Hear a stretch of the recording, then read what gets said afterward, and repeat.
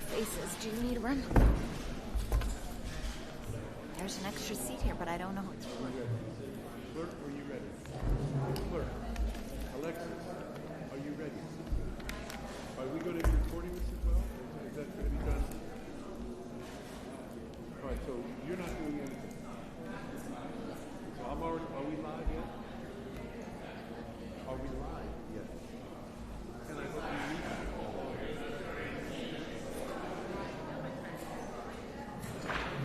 Well, 3 o'clock.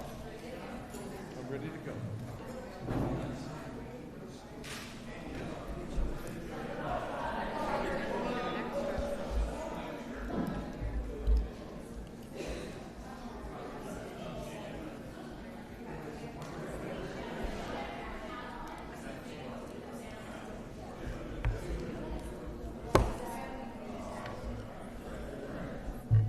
Is that mic on over there? He told me it's making too much noise to leave it off and for us to share this. Oh, okay. Is that okay? Hey, new jacket, it's cute. Good afternoon, everyone. Welcome to the City of Delray Beach City Commission's joint meeting with the Downtown Development Authority and with the City Commission of the City of Delray Beach this Thursday, January 22nd. Do we need a roll call vote of everyone here? So let's do the roll call vote of the DDA first. Cole David. Here. Alan Costello. Here. Can you speak into the microphone, please? Try it again. Oh, here. Jim Knight. Here. Brian Rosen. Here. Jill Goyardi. Here. Great. Clerk, if you could please read the roll for the City Commission. Commissioner Markert. Here. Commissioner Cassell. Here. Deputy Vice Mayor Burns. Here. Mayor Carney. Here. Good. We have a quorum and we're all set. Let me turn this over to Mr. Moore to talk about the workshop item number 1, etc. Thank you, Mr. Mayor, and good afternoon, ladies and gentlemen. So my interest is actually to offer a brief overview relative to both agenda items. Notably, the first being that there was an initial expression of interest and support on part of the City Commission that we do host a dialogue with leadership and representatives of the Downtown Development Authority regarding Atlantic Avenue and vicinity beautification. We likewise are in position, our staff, to provide a overview as to what that looks like in terms of jurisdictional boundaries, who's responsible for what, and what other considerations are plausible as we continue to pursue that endeavor collaboratively. Interestingly enough, this does take under consideration the relationship enjoyed by the city with both Palm Beach County and the Florida Department of Transportation. I highlight and underscore these perspectives, ladies and gentlemen, because I think it's important that both the City Commission and the Downtown Development Authority Board of Directors have a sense as to level of responsibility, what obligations are whom, and the associated moving parts, because I don't see any of us being able to outline very specific guidance and direction at this particular juncture. However, it is an opportunity for all involved to collectively assemble on the same page, if you will, with respect to expectations and possibilities. So I think that's a frank, cogent observation that all should take under consideration as we proceed. The second item, of course, relates to the Old School Square campus. Initially, it was not contemplated that we'll be having this particular discussion. However, over the past couple months or so, I've had unsolicited communication from individual board members of the Downtown Development Authority as far as the eventual prospect of the Downtown Development Authority perhaps no longer being involved in the operations and management of the Old School Square campus at some point in time. Notably, during your last board meeting of January 12, 2026, there was a fairly robust discussion regarding the possibility of engaging in a transition in that regard. Likewise, the fact that we're meeting today, Thursday, January 22nd, 2026, affords an opportunity for an open discussion and dialogue in terms of what the expectations are so that that can be made definitively clear to the extent possible. Again, we don't anticipate productively reaching every specific answer to every outstanding question or any particular thought. However, an opportunity to at least achieve some sense of consensus and direction in terms of what that focus may appear to be. So for that reason, ladies and gentlemen, I was supportive of making agenda item number 2 available for the City Commission and the Downtown Development Authority to collaboratively discuss what that might look like, what possibilities may entail, as well as ultimately any opportunity to collaboratively engage should that be the overall expectation. And again, the fact that I've experienced individual visits by a couple of board members in recent times, the robust discussion of January 12, 2026 regular DDA board meeting supports that this would be a productive dialogue at this juncture since we all are here today. So with that, Mr. Mayor, thank you for the opportunity for providing the overview. We also have a couple of staff presentations to support the position with respect to the beautification and Atlantic Avenue. And again, I think that would be a cogent education for all concerned. So thank you. Great, thank you very much. Why don't we start with, well, obviously item 1, but how do we want to get this started with the beautification discussion? Yes. Sorry, go ahead. Was it? I'm sorry? I said if I could just jump, if I could offer some dialogue, is that possible?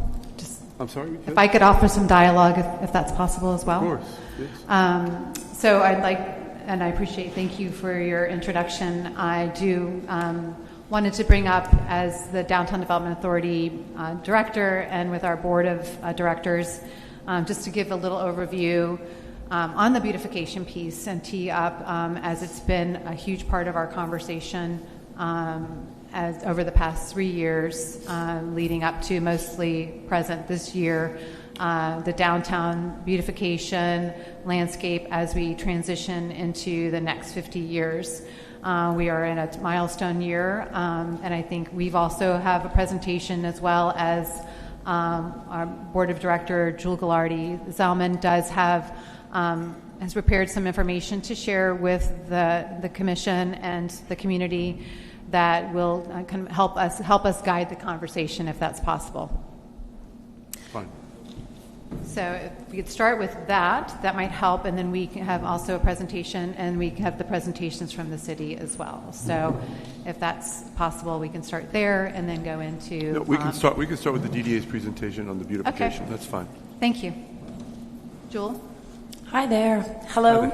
Good afternoon, Commissioners, Mr. Mayor, everyone. My name is Jewel Ghilardi-Zellman. I'm the founder, one of the founders of ZLMN, Zellman Style Interiors, a design firm located at 111 First Avenue in the heart of downtown Delray Beach. My firm specializes in bespoke residential and commercial design for the discerning clientele, and that work is precisely why I'm here today. Because I am deeply passionate about and invested in the continued beautification, functionality, and long-term vision of our downtown. I am also a proud Delray Beach resident, and I currently serve on the Board of Directors of the Downtown Development Authority. That role gives me both a responsibility and an opportunity to advocate for something I care deeply about, the future of our downtown. The reason the DDA requested this workshop is simple and necessary. We need an honest, forward-looking dialogue about where downtown Delray Beach is today and where it must go next. Over the past decade, the private sector has made a remarkable investment in our city, elevating Delray Beach, the charming village by the sea that we love, to a premier national and international world-class destination. That success is absolutely something to celebrate, but it also asks more of us as stewards of the public realm. As our downtown has evolved, it has revealed areas where our infrastructure and streetscapes have not maybe kept pace.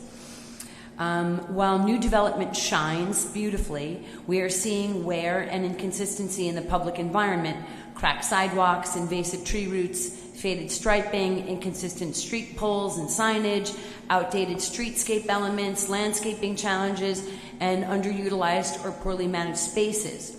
These are not insurmountable problems. Many are, in fact, the low-hanging fruit. But if left unaddressed, they quietly erode the experience, the safety, and the sense of pride that define the great downtown that we know and love. With transformative projects such as Opal Grand, The Ray, Sunday Village, Atlantic Crossing, and many others, a new standard has been set. We now have an opportunity and a responsibility to match that private investment with a cohesive, intentional public realm that is worthy of the next 50 years of growth and fabulousness. The DDA exists to help guide that process. It is a recommending body designed to support smart planning, thoughtful development, and strategic stewardship of downtown. The DDA has a proven track record of attracting investment while preserving the charm, the character, and the authenticity that set Delray Beach apart. Qualities many cities are now spending billions to try and reclaim, some not so far away, like West Palm and others. As part of this effort, the DDA would like to help form a collaborative committee focused specifically on downtown aesthetics and design continuity, bringing together city leadership, design professionals, property owners, stakeholders. The goal would be to establish clear visual standards, prioritize impactful improvements, and explore creative, cooperative financial solutions, including partnerships with property owners and the pursuit of grant funding to help bring these enhancements to life. We are absolutely not here demanding any of this, but just we're here with expertise, energy, and a willingness to collaborate. We are simply asking for a seat at the table again. The DDA brings deep institutional knowledge, design perspective, and a shared commitment to excellence. We understand the downtown.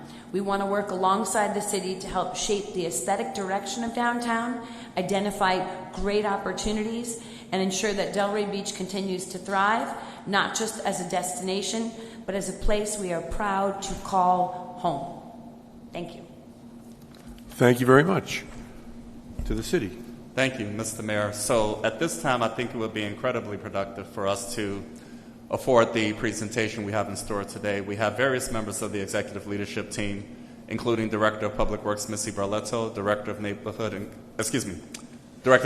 Community Services, Jerry Pryor, Director of Parks and Recreation, Sam Mitot, as well as Director of Development Service, Anthea Giniotis, to provide an overview. And this is intended to offer notable education. Again, there are a number of specifics that I think all concerned should be aware of with respect to why we are where we are and who is responsible for what, as we continue to consider opportunities for enhancements and beautification in the coming years. Quite frankly, I think this footprint is notable and important. So we will begin with Assistant City Manager Jeff Orris, who has been accompanied by the aforementioned department directors to help facilitate that guidance. So Mr. Orris, if you would please proceed. And again, any specific questions, thoughts, observations, or concerns in response can be addressed by the department directors mentioned. Mr. Orris, if you would please. We have a short PowerPoint presentation to talk about the different responsibilities amongst the city, if we can get that up, and if there's some sort of clicker for me to advance those slides. Oh, okay, thank you. Up close and personal here. The idea of this presentation is to just give you the 50,000-foot look of what each of the departments responsible for. We start with is Public Works Department. Their responsibilities in this area are traffic management, roadway maintenance and repair, coordination with FDOT and Palm Beach County, permitting to private development, including required road closures. We have quite a bit of those at the moment as things are happening in the downtown. Important to remember, a portion of Atlantic is under the jurisdiction of the city, and a portion is under the jurisdiction of DOT. Public Works is also responsible for seawalls and stormwater management. Of concern in seawalls certainly is the Marina District, and as well as Veterans Park are the areas we see the biggest impact from the public side, because those are within the public realm. CIP level street light repairs in coordination with FP&L on some of those as well, and stormwater system maintenance. CIP projects, of course, are generally overseen by Public Works Department. They include the upcoming new police headquarters, improvements at fire stations 111 and 112, Old School Square lighting improvements along Swinton Ave, and the Sarah Gleason bathhouse renovations. Public Works Department is also responsible for all of the city facilities within the district, of course, City Hall, police headquarters, fire stations. The library, while we don't operate the library, the city does own the building, and we are responsible for the exterior and key structural components on the interior. Old School Square, and of course all of the parking facilities that belong to the city within the district. The Clean and Safe Division of Neighborhood and Community Services has some other responsibilities. They're a little bit more of the day-to-day kind of maintenance issues, which include littering, graffiti abatement, landscape and tree maintenance within the Clean and Safe District, repairing city lighting outages within 24 hours so that no area of downtown goes dark for any extended period of time, repair and maintenance on the outlets and on decorative poles. This allows us to have the holiday lighting as well as when some certain special events are happening, have electric out there for those.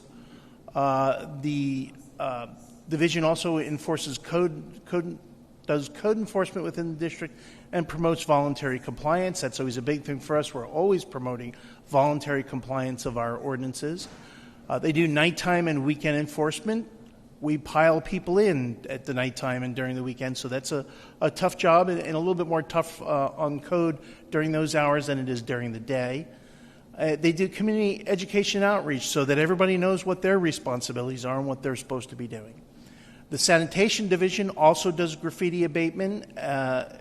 Graffiti abatement and litter are big issues. They are the instant things that people see when they happen. They do happen fairly often. Litter is an ongoing, constant issue as people drop things blow around. So we do have both groups, both general maintenance under Clean and Safe and sanitation handling that. So if something's on the ground, we pick it up, and they start early in the morning so people don't see it when they come out for their cup of coffee at 6:30. They're on the job at 4 a.m. already. So bless them all for that work. They also handle illegal dumping as it's identified, and they make sure that's removed. So we don't have any large-scale construction debris or anything of that nature that's obvious to those folks who come out early in the morning throughout the course of the day. Clean and Safe also handles pressure cleaning of the sidewalks and curbing to make sure that there aren't things left over from the previous day. So our sidewalks stay clean and safe to all there. They handle rodent prevention. Luckily, we don't see too many rodents right now because that's getting handled well. With the type of trash that's out there and the number of restaurants we have, rodent control is a big, big issue. If we're not out there doing it, it will get ugly very quickly. So they've been handling that fairly well as of late. Very well. I shouldn't say fairly and knock them in any way. They're doing a great job on that. Sidewalk cafe compliance, they're making sure that all the sidewalk cafes aren't expanding into areas they're not supposed to and impeding on pedestrians and the such. They handle other events as well as continued community education outreach to tell people what's going on. And they have partnerships with the DDA and the CRA and work with all the departments of the city to make sure that those things that need to be handled in the downtown are taken care of. They work closely with the businesses as well as all the community stakeholders on issues within their purview. The Parks and Rec Department is responsible for landscape maintenance and tree trimming, irrigation maintenance and repair, including the fountains. We recently redid the fountain at Veterans Park, and they oversaw all of that, sorry. They're responsible, although not technically within our downtown area, they handle the beach side of A1A, which of course sees a lot of issues because it gets a lot of visitors. They're also responsible for West Atlantic between Swinton and West 12th Street. So they handle the landscaping there, those areas that are in that spot is all Parks and Rec. Gateway feature, we make sure that landscape's taken care of in that area. They also maintain landscaping at the police headquarters, the fire stations, the library, the tennis center, and the Gleason Street parking lot. So they have those responsibilities, and they are on top of all those things. The city, most of the time, looks great. Doesn't look great when somebody drops something, and it takes a little while for us to get there. We're not walking behind them with the sweeper, just picking things up behind everybody's walking down the street. Parks is also responsible for the parks in the district that were outlined in green in the map. Veterans Park, Worthing Park, Old School Square, Libby Wesley Park, the Municipal Beach, and the Sarah Gleason Bathhouse. Development Services has responsibilities out there as well related to beautification. They apply the award-winning form-based code that we pride ourselves so much on that guides some of the development out there. They make sure that they consult with the Bob Gibbs shopability study that the DDA had commissioned several years ago, so that we're making sure that we're staying on top of some of those recommendations. I know Anthea was very involved in that and is very has a long-standing relationship with Mr. Gibbs. They also make sure that they're responsible for streetscape standards, particularly for private setbacks and right-of-way. Every time somebody comes forward with a development, you see that they have to do things both on their property and within the right-of-way adjacent to make sure that our landscaping standards are met. Their historic team is currently meeting daily with the folks over at Sunday Village to make sure that that's moving along as it needs to. They make sure they handle all the zoning certificates of use for all the businesses. Of course, that's while they're doing citywide, and you see the number they're handling citywide. We're basically operating it, if you average it out, to a work day, roughly, on top of all the other work they're doing, managing the development applications, handling all of the development-related boards. There's 5 different boards in the city that they're handling. That's an awful lot for one department, as well as handling the comprehensive plan and some of the long-range planning studies we ask for, land development regulation amendments, and particularly, it hasn't really been as a front because of actions by the legislature last year, but the historic district and/or overlay that you all have been talking about for Atlantic is something they have worked on and is just waiting for the legislature to allow us to move forward with something, whatever it is you choose to move forward with ultimately. So they have had their hands full as well. While they're not necessarily out on the street every day, they are working behind the scenes to make sure that the private sector is doing what they do and that we have proper standards both for the city and for those private property owners. As always, we do need to mention they handle a tremendous amount of building permits, over 10,000 permits annually. That's a lot. And if you look at the timelines on permits as they go through, you'll find with our new electronic system, we can tell you how long the city controlled a permit. And everyone I found is that we are within the timelines that are established, if not faster, to move those permits out the door. Building inspections, sign permits particularly. The other service they do, of course, is that they do all the sidewalk cafe permits. So they're making sure that everybody has something that's within law. Again, making sure people are within the area they're supposed to be in and that they're not impeding pedestrian traffic or getting in anybody's way so that everybody comes here is safe. They handle business tax receipts as well as business and alcohol licenses being of primo importance in the downtown area.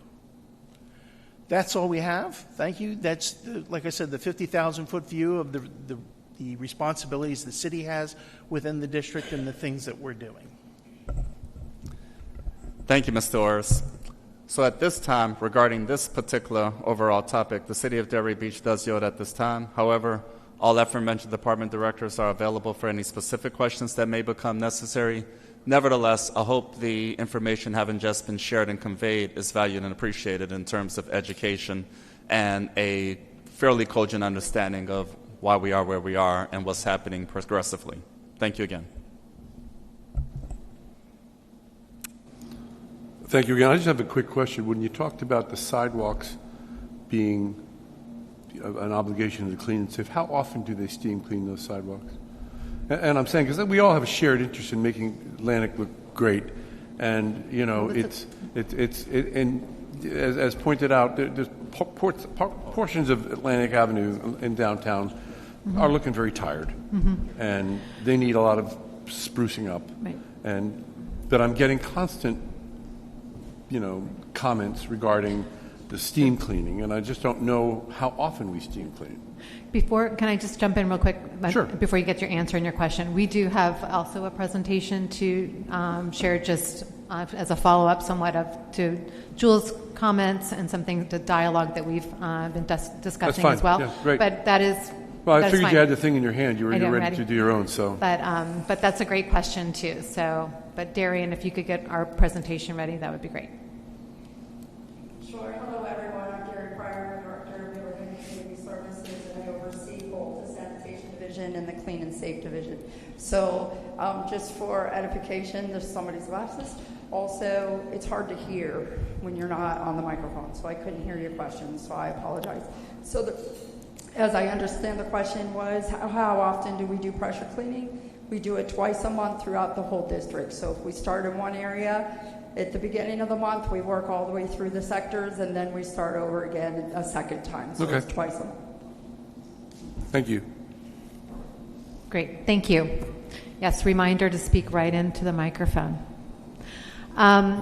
So also to be part of, and I appreciate the city giving us that overview, Jeff, to provide what the city staff does, and they do an amazing job and have come a very, very long way. And really, every person I know since I've been working here takes true pride and ownership in this town, and has a growing job for sure. And we're just thrilled to have that partnership with the city.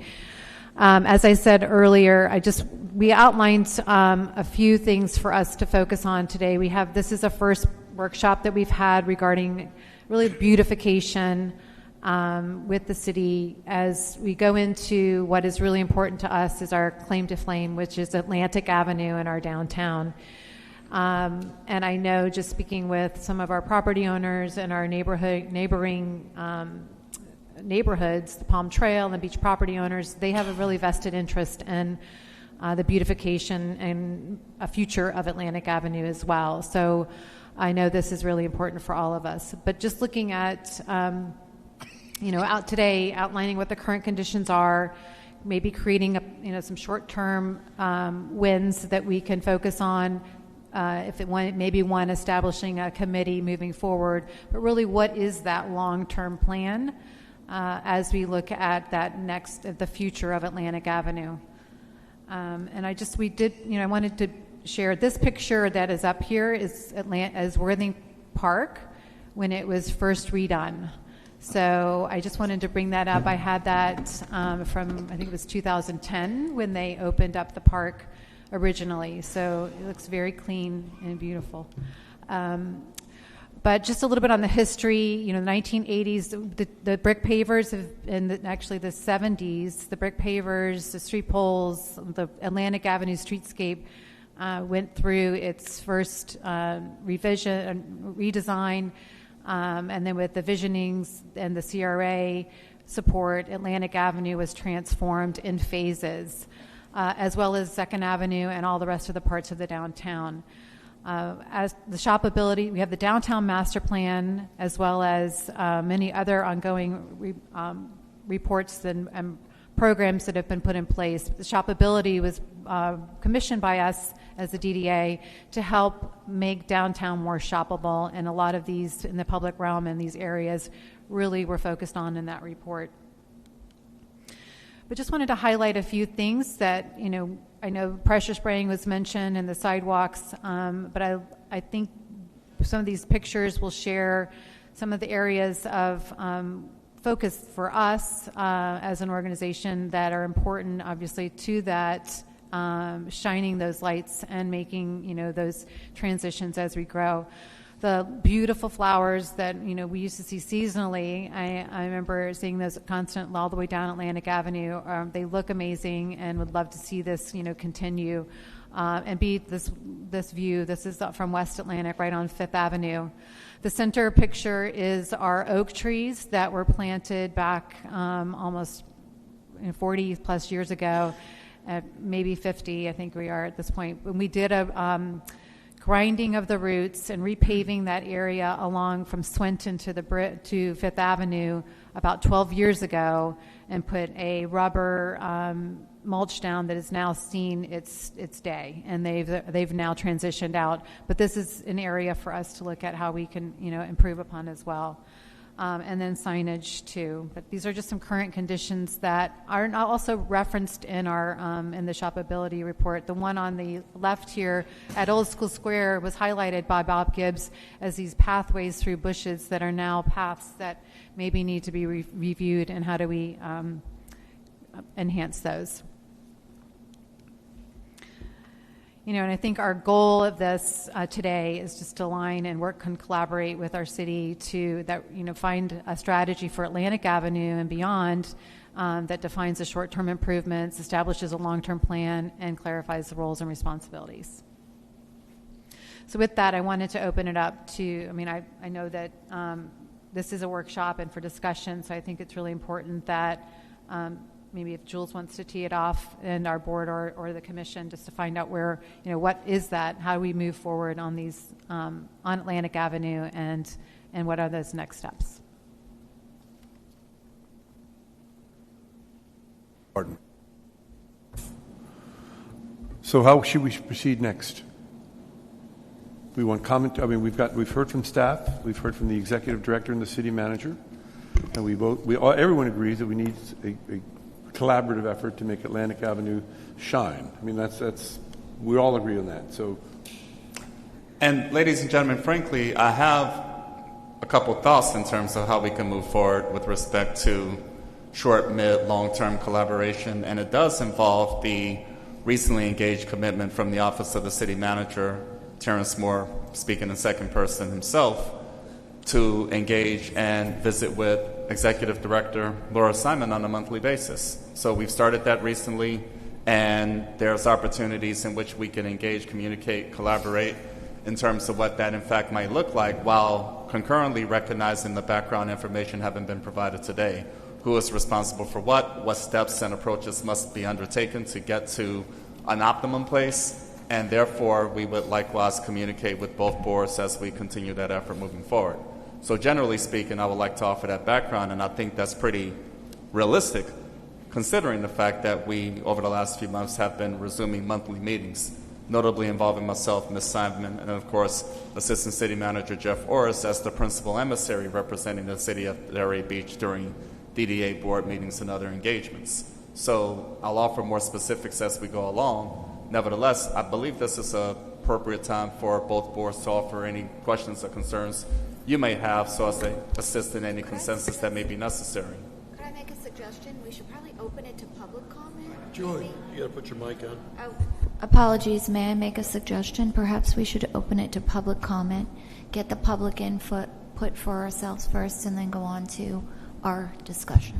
And that would be appropriate as well, Mr. Mayor. So that would be fine, because as I said, there's a lot to think about, and I'm sure the DDA actually has some thoughts in how much things will cost, which is something we need to know, because if we're going to be sharing this burden, which is we all want the same thing with Atlantic Avenue, as we enter into our budget process and developing our own budget for the upcoming year, we want to make sure that we have allocated the correct resources. Can you hear me? I'm sorry.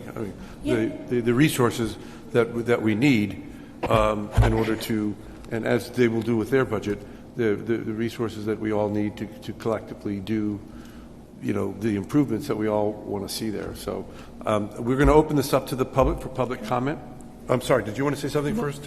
Well, I guess I could wait, because I was going to ask about public information as well. I was going to ask, other than having public comment here at this meeting, are there other opportunities for the public to give their input, and how was that information gathered? Well, I would say that we would want to create as Jules recommended earlier, a committee that would help guide the plan, because this is a big plan and it's not something that's going to take a year. This could be a very long-term process, but the input from the community has always been part of this process.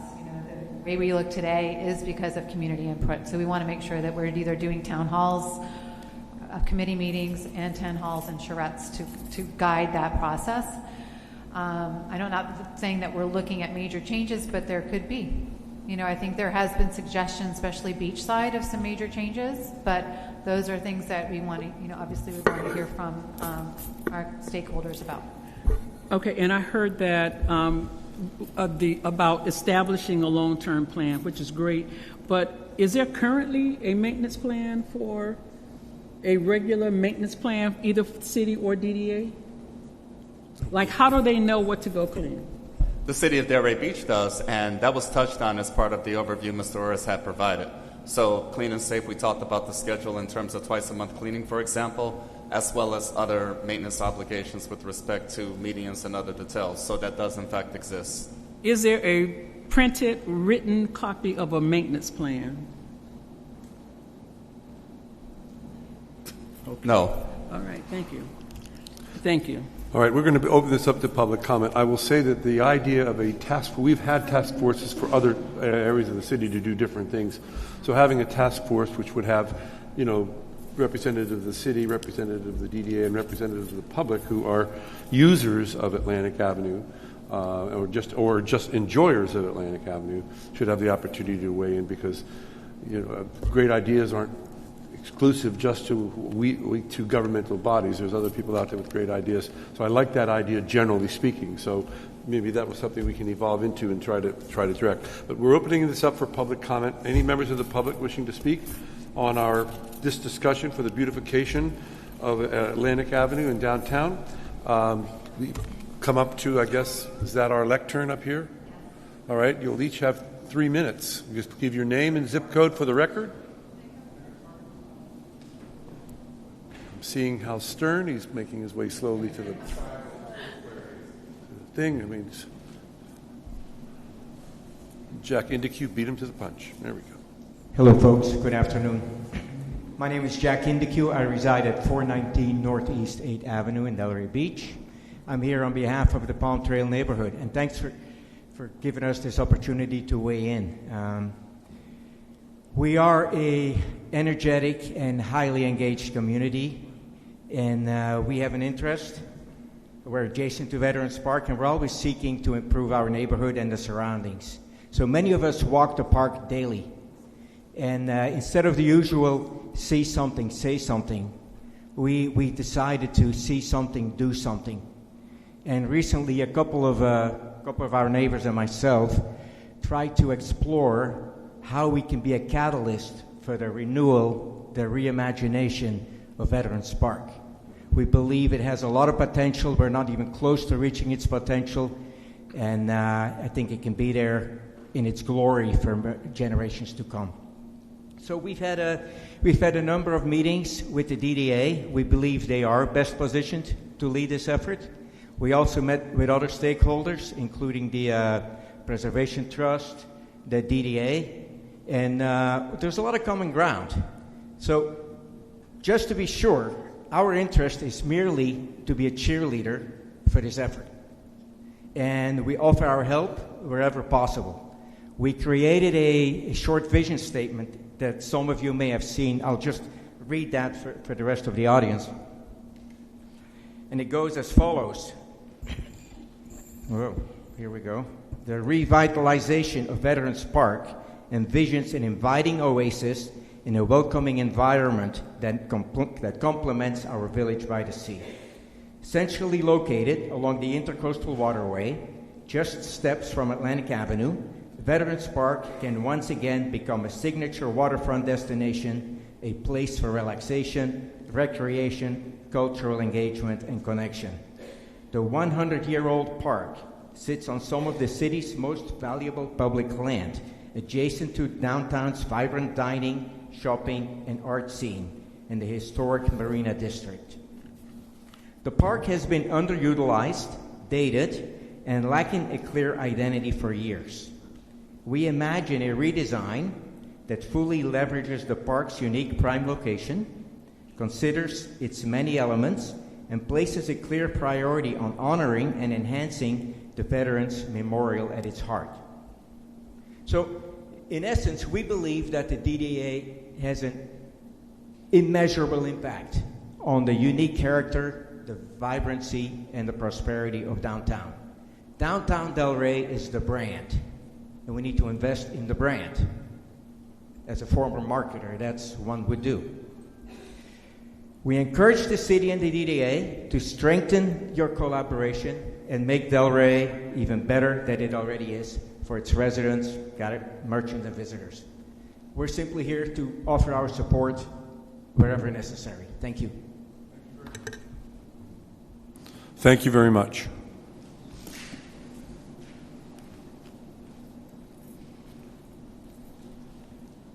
Good afternoon. Put my glasses on. Hal Stern, 622 Seasage Drive, Delray Beach. Good afternoon, Commissioners. If you could bring the microphone a little closer to you, Mr. Stern. Thank you. Okay. My name is Hal Stern. I am currently the president of the BPOA. For more than half a century, the BPOA has worked to preserve and enhance the quality of life for residents, businesses, and vendors to Delray Beach's barrier island. We've had an instrumental role in preserving and enhancing our world-renowned public beach with amenities such as showers, water fountains, and the pavilion. We were a key player in the redesign of A1A, the promenade, and have continued to work with key players on renovating the visitor center and the public bathroom.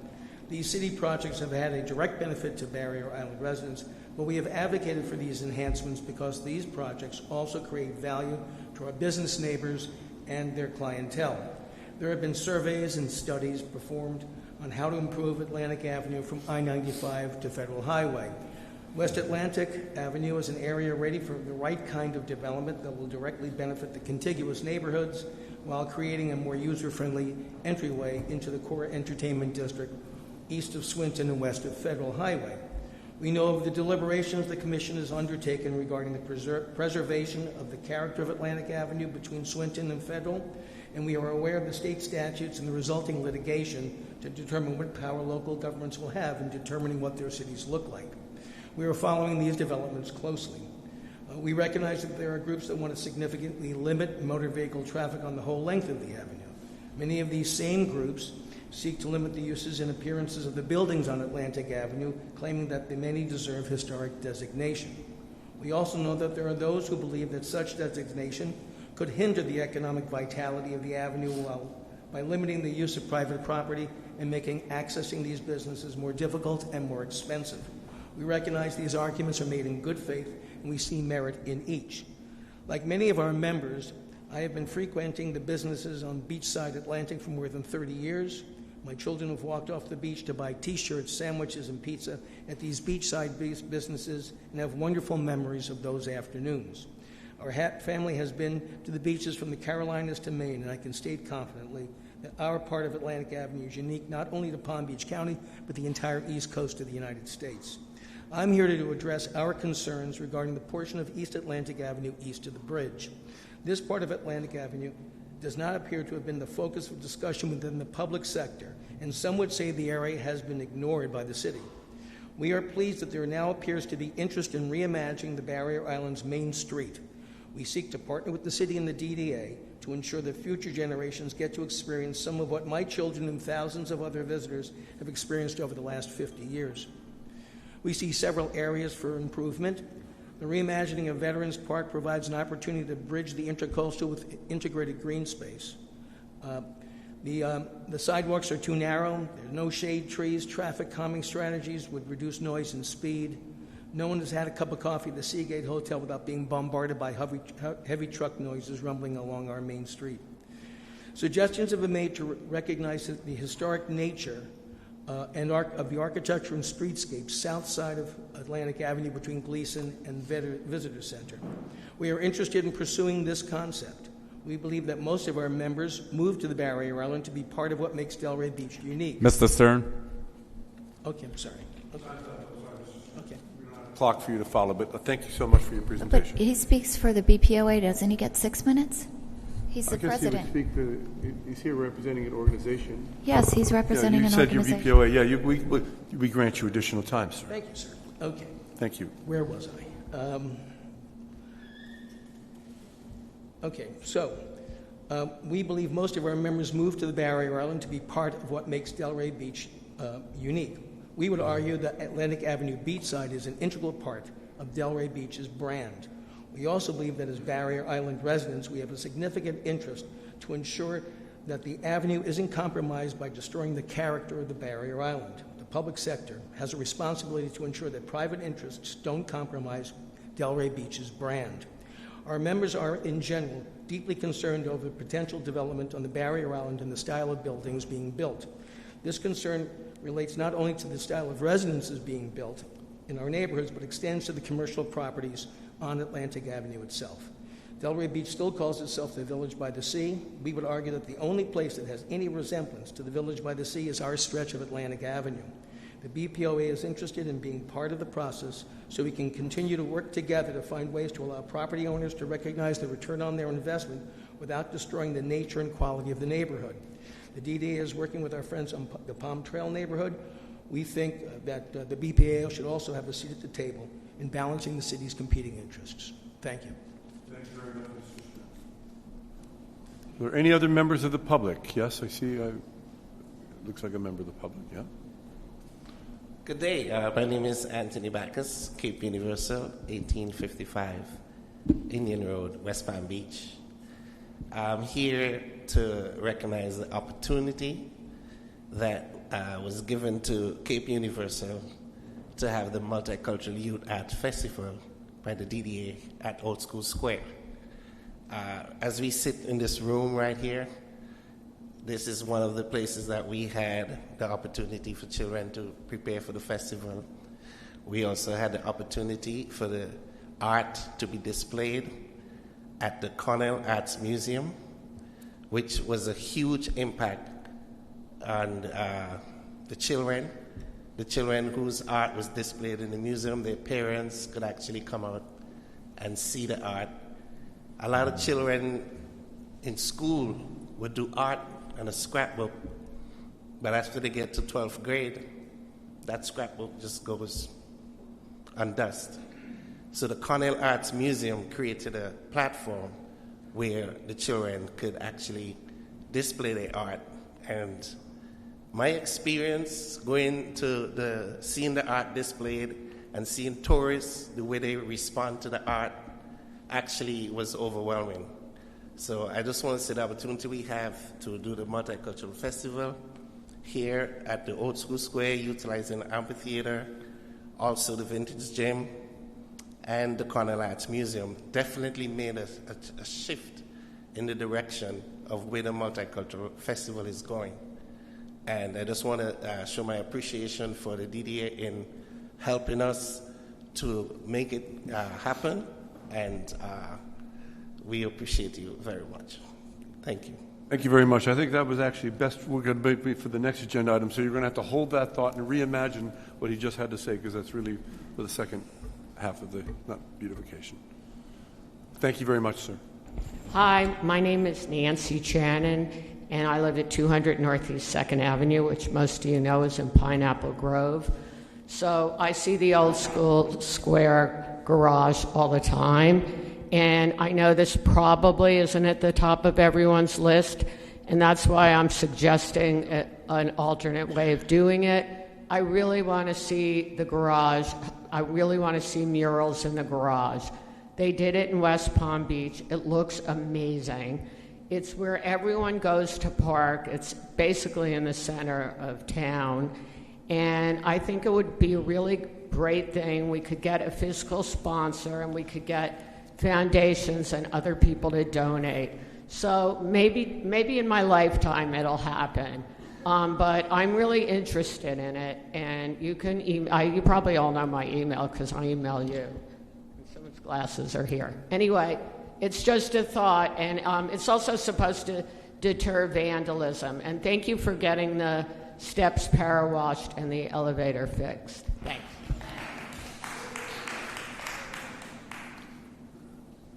Thank you. Good afternoon. My name is Cynthia Ridley. I live at 210 Northwest 2nd Avenue, and I also live in the SET community as well. So as I heard you say that you're going to try to put a planning team together to look at some of these places that need to be cleaned up.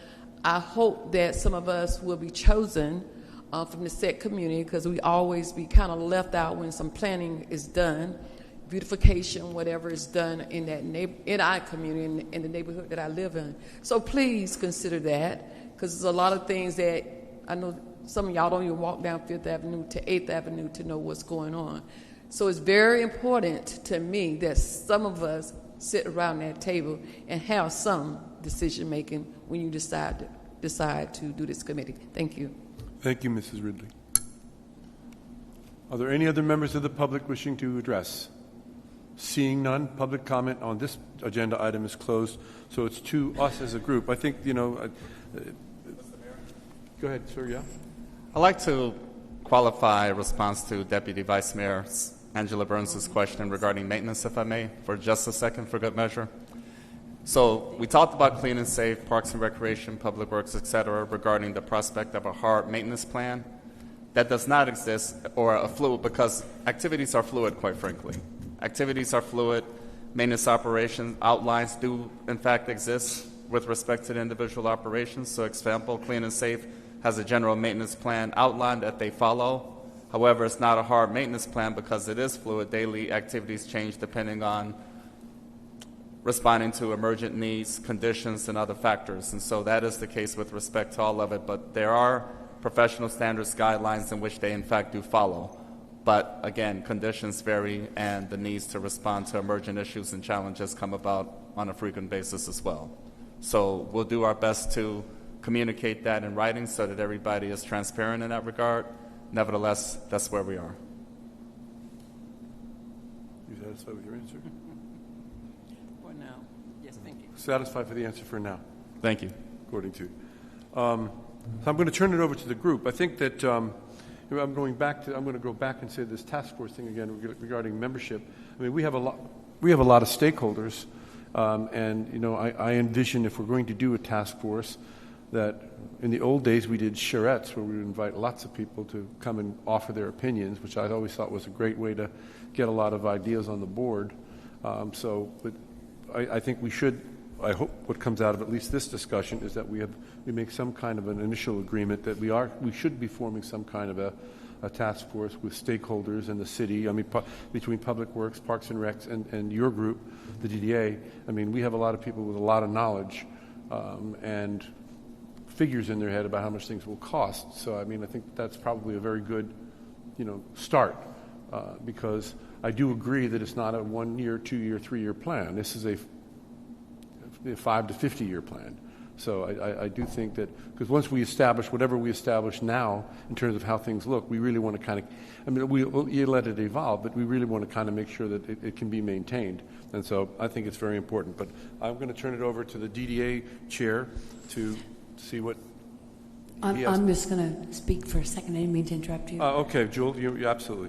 One of the things that I wanted to bring up is that we did actually have sort of a round table discussion in this gym where we invited the public, and it was excellent, and it was unbelievably well attended, and some of the commissioners were there, and we dropped sort of topics on each table, and the public got to sit at whichever table was the topic that they were the most passionate about.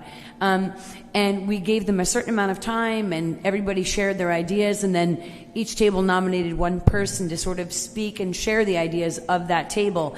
And it was fantastic, and I think that if we could do that for this, to your point, everybody could be included, and those ideas would be written down and then shared and then obviously prioritized based on what our availability is in time, money, functionality, all of that.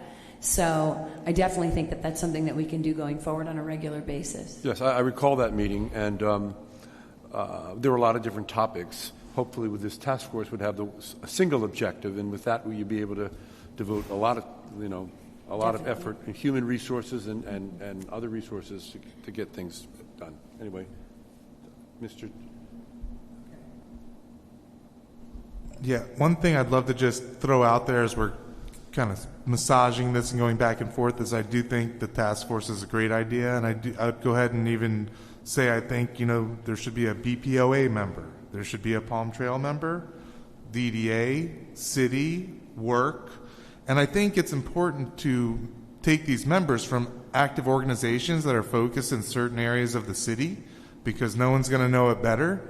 It'll help us get that assessment list we're talking about if we kind of divide and conquer through these task force that know their neighborhood and are already actively participating in the things and working with the city. So just to kind of move this task force forward, I'd suggest, working with a couple of those groups, as well as, Parks and Rec and or, Yeah, and you have some strong residential associations within that, also within your district, which when we were campaigning things would always have a lot to say about a lot of things.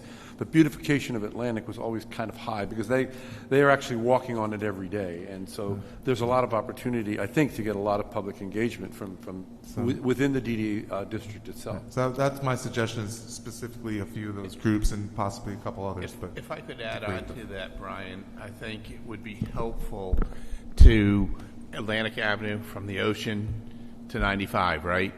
And whether it's every couple of blocks or every whatever, and maybe alternate from the south side to the north side, so you don't have everybody on the south side and nobody on the north side, but grab a section all the way from the ocean out to 95 and get individuals that either are living there, own a business there, people that have the eyes on it. I mean, we have a number of businesses. We started a thing at the DDA recently of legacy businesses. Businesses have been in for over 15 years in the downtown and so forth. So there's a lot of eyes that people see. I mean, I'm a block and a half off of Atlantic, so I don't see everything that's coming up and down Atlantic and so forth. And I think we also, if it makes sense, have someone from the police department. I see police officers when someone's making the noise or whatever else, which is part of Atlantic Avenue. I see them run out there, knock on the window, and say, "Hey, turn it down. What are you doing?" And I've seen this numerous times. Gary Ferrari happens to be one of the people that I've seen do it numerous times. And maybe they need to be, maybe someone from the fire department, because you see the Uber Eats or whatever, or the cars, the Lyft and whatever else, Uber in general, they double park all the time, right? So maybe it's helpful to get somebody from the fire department, somebody from the police department that's down in the clean, even the clean and safe crew. I mean, if anybody's going to see it, the clean and safe guys are up at 4 o'clock in the morning shooing away some of the things that we don't want to see when the sun comes up and so forth. So might be a further thought just to consider. And I do agree with Angela. I think it is a good idea to have some kind of maintenance plan, whatever that is, because you have certain areas of the avenue that have a lot more traffic today. Hopefully, what I always like to refer east of 95 as opposed to west Atlantic, because I think we're all one Atlantic. And hopeful that it gets as busy out east of 95, right out in that corridor, as it is here all the way in the heart of the downtown. I get it. It's like cleaning the roads, and it is cleaning a road, basically. It just happens to be a sidewalk, right? But it is a huge task, and it takes a lot of people. But there are certain areas that maybe have more pressure and should be cleaned more often and so forth. So I think that to come up with some kind of plan, it can be a fluid plan by all means, but I think that would be helpful to try to understand and so forth. And thank you for the time. Oh, yeah, we'll just go down the block and then come back. Good. Okay. Thank you. I don't have anything prepared, so I will say that the presentation by Jeff Orris was enlightening, to say the least. The amount of people and the amount of effort that the city and their staff put into the city in maintaining it, it's a Herculean task. And that was just in the DDA area and the clean and safe. I realize you guys have the entire city to maintain. The DDA is so much more focused, and we've got it easier. You know, we don't have a whole city. We have the downtown, and that's what we do. We are here to make sure that the economic environment grows and prospers and flourishes. We market it all over. We do a great job. I don't think that the city can be responsible without a plan, a futuristic plan for beautification, to be able to grow and improve and make the beautification flourish. I think maintenance is the basis of a city plan as it exists as a city, and I understand. And that's why I'm hoping that we will put together this task force or committee, however, and for the downtown, because the downtown businesses are special. The Atlantic Avenue corridor is the economic backbone of Delray, and we've heard it said that way many times. The DDA is focused on that, and I think the DDA, and I don't mean just because I'm part of it, but I think the DDA should help take lead, because we live it and breathe it every day, trying to improve the economic climate. As I was listening to the Veterans Park Revitalization Plan, I realized that you maintain and you maintain and then you revitalize.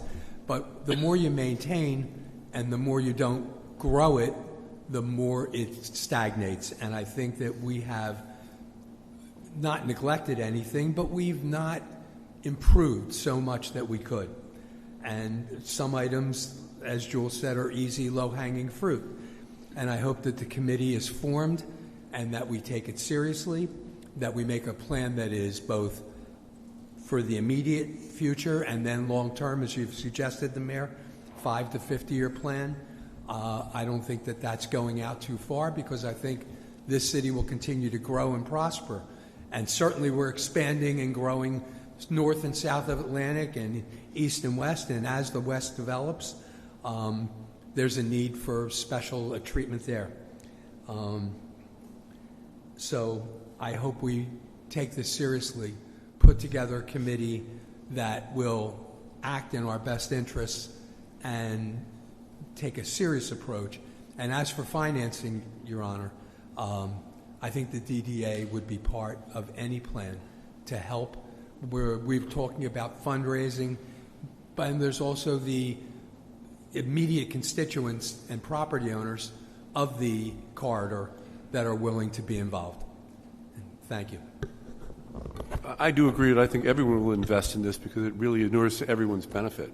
So, I mean, I agree with you completely.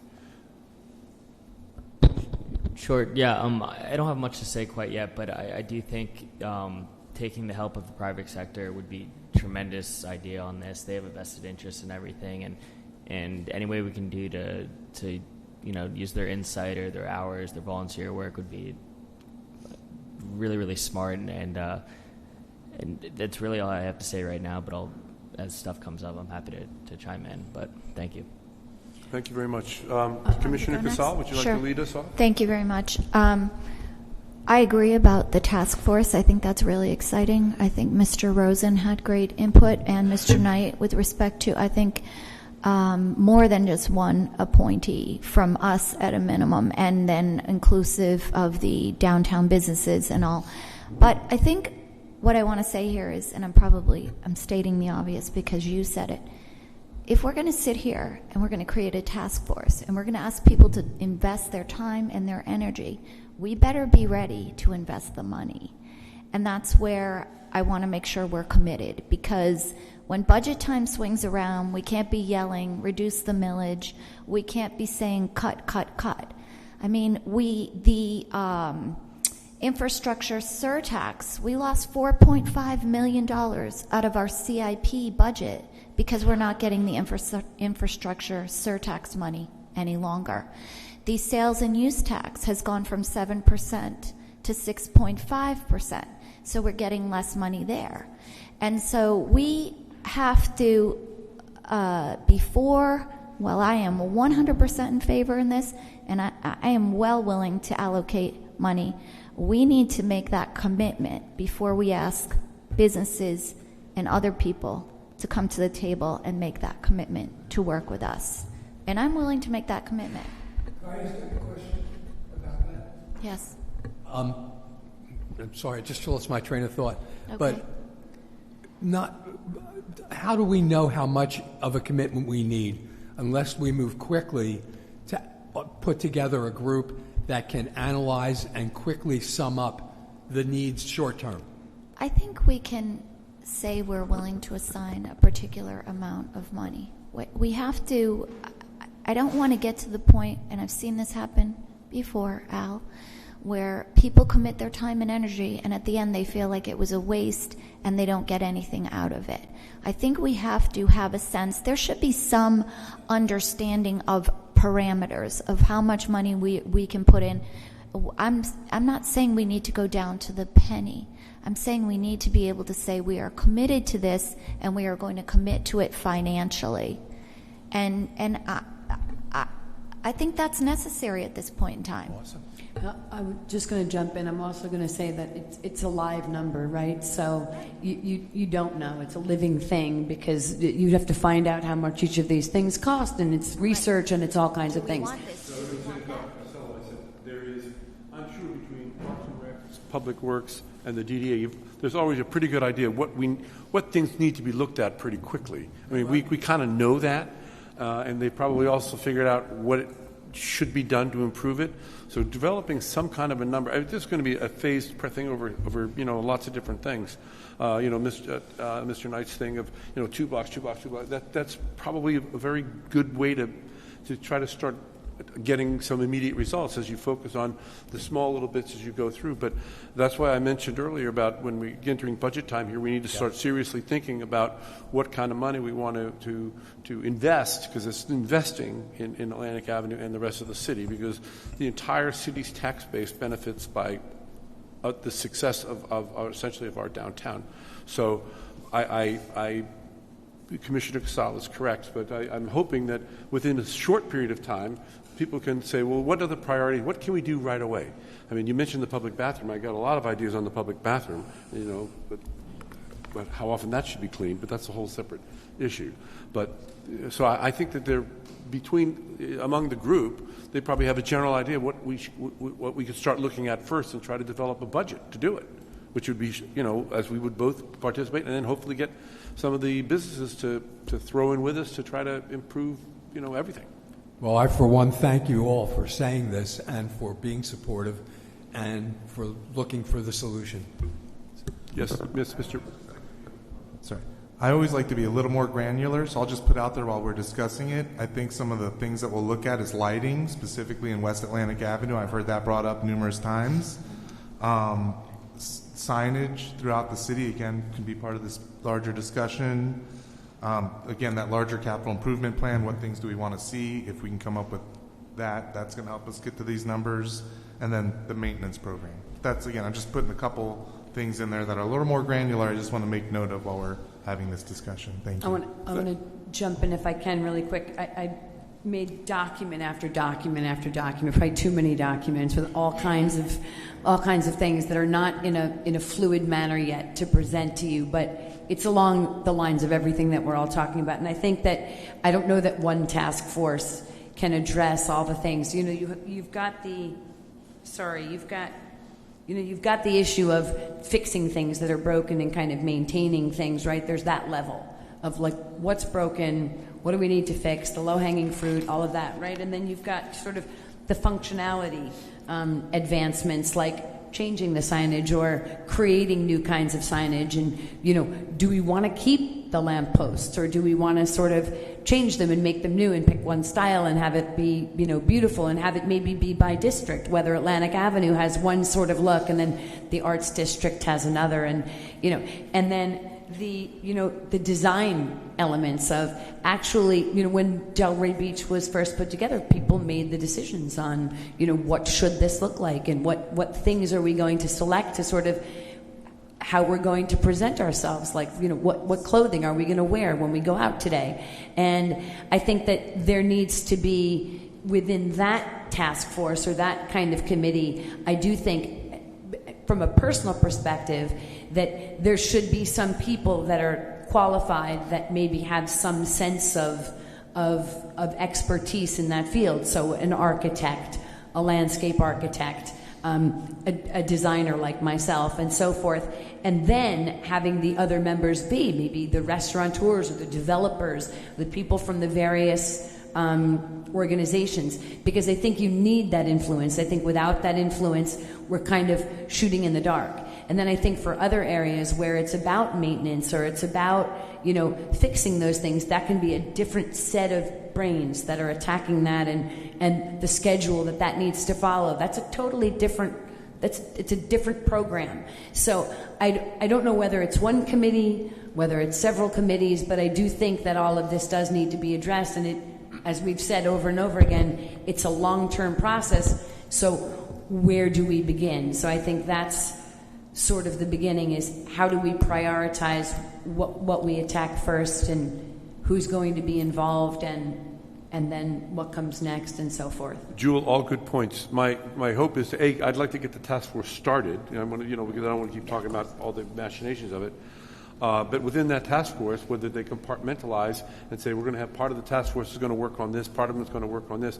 I envision that, different levels of expertise, because I'm certainly not a landscape architect, but I know what I like to look at, something might look like. So there's going to be different levels of input. I'm, as this thing evolves. And I'm hoping we get together, all of us, we actually put forth something that we can look at very closely soon as to what the task force should look like and how to get started.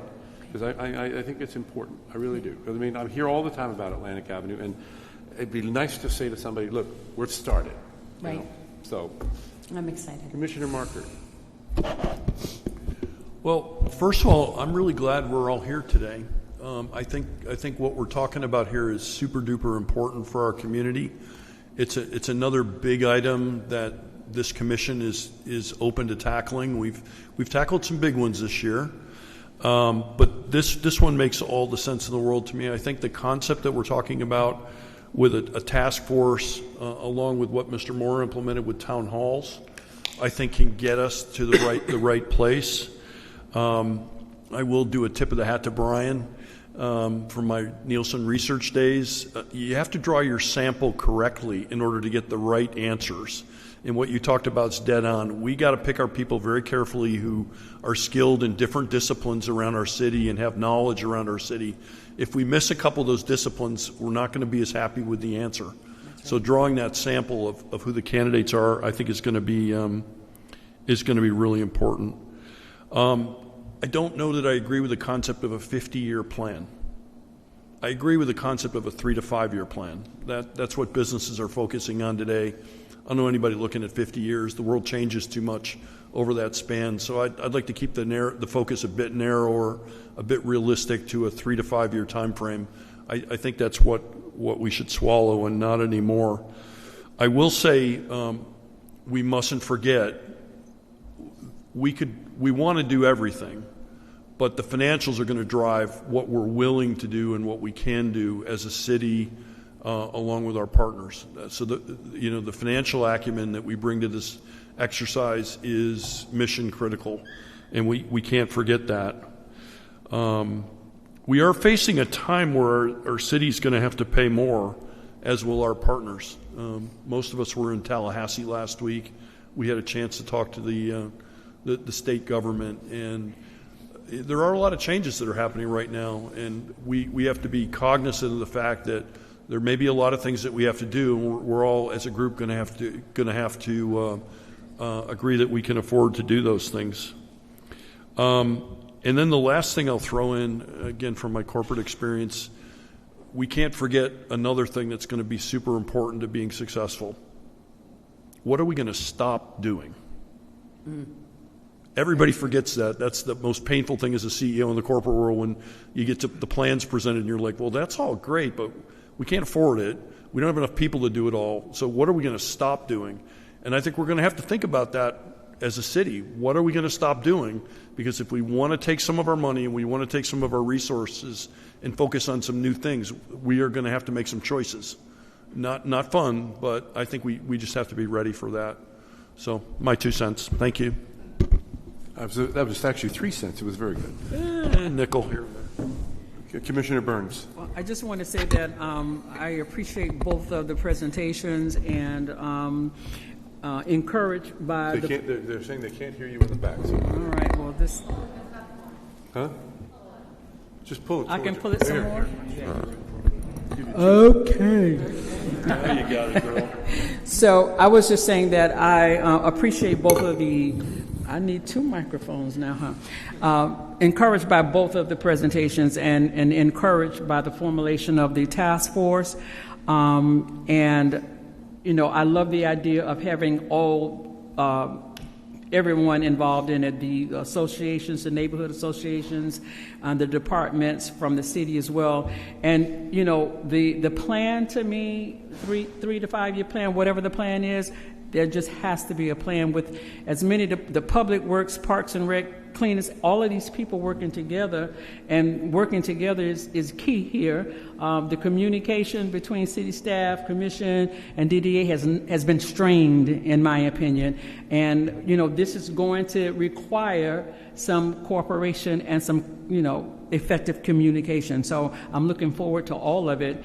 And, you know, when you have poor communication, you know, you get misinformation, you know, you lose public trust. So I'm just looking forward for this to be a positive experience. And so we're looking out for our city, which we all love dearly. And, you know, we want to do what's best for everyone. So encouraged by it all. Thank you. Thank you. Yeah, and I think one of the things this plan will do for us is to help better articulate who's responsible for what. Because part of the issue has been, and we've all, you know, I will go to large cities, well, that's not us, that's this. And the city will say, well, that's not us, that's this. I mean, you know, formulating a plan, you know, when you're in the legal world, you know, when you're doing a closing for somebody, you write down which attorney or which whatever architect's responsible for this, or the attorney's responsible for this closing. You write down whose job description is to do each one of those compartmentalized activities. That's what I'm really hoping we're going to develop here, because as soon as we know who's responsible for what, then I think we'll have a much better possibility of having a successful implementation of the plan. Yeah. Definitely. Can I jump in real quick? So thank you, and I appreciate everybody's input on this. And I do agree. And I think over the years we've had different ways of working collaboratively together as it relates to really the downtown clean and safe and the downtown beautification area. We used to do quarterly meetings and monthly meetings. We'd had different checklists of what we would go through over the years with the all teams, from public safety to the sanitation to all of that, together with the DDA to itemize and go through what was the hot items, what needed to be coming forward. So things have happened over the years, and I think sometimes, I think we said it earlier today when we were talking, is you have to kind of go back to the basics. When things are in this way, maybe is kind of bringing some of those basics back as we move forward with this as well. So, but I do appreciate everybody's input. So this is exciting. So, Jules? Yeah, I mean, I think your quarterly reporting, you know, the DDA would get a quarterly report, and the city would get about what the task force has been doing, what recommendations, what have they achieved, and what are they trying to achieve. Well, I think it's more of just like what's happening. You know, back to the monthly daily pressure spraying. We're saying the same thing. You know, you know. Mr. Moore. Thank you. So what I'd like to do, ladies and gentlemen, given the input, the presentation's clarity, education, background, as mentioned in my introductory comments or thereafter, Ms. Simon, myself, along with Jeff Forrest, we resumed our monthly meetings and visits. So our next meeting turns out to be Monday, February 2nd. That's 11 days from now. I would like to utilize that time, Ms. Simon, in the presence of both City Commission, DDA Board of Directors, so that we can bring some cohesive synergy relative to the stakeholder task force piece, as well as other practices and protocols to advance communication and make sure all are in alignment with respect to the bright future that we all anticipate being the case as a result of today's engagement. So that is the commitment I'd like to offer in the presence of all publicly. So again, we will convene Monday, February 2nd, 11 days from today, so as to bring structure to the expectations having been outlined in this regard. So if I may secure the consensus and support from City Commission publicly to proceed along those lines, I think that would be productive and likewise best. I'm saying for the City Commission side, we have consensus. Hopefully we have consensus from the DDA board. Absolutely. Yeah. And we'll look at our budget and see if what we have in there and we can put forward towards, because starts with money as part of it too. So I think that's we a great certainly idea. will look at it and figure out what we can do. So as well. Okay, yes, we're finished with agenda item WS1. Mr. Mayor? I'm sorry? If I may, please. Little housekeeping item. I would like to ask for a brief technical break. We need to make adjustments to the microphones, particularly on this side of the room. Okay. So maybe about a 5-minute break so those 5-minute adjustments break. can be made available before we address With the item consent 2. of the DDA, we'd like to have a 5-minute break. Bathroom. Thank you. 5-minute break.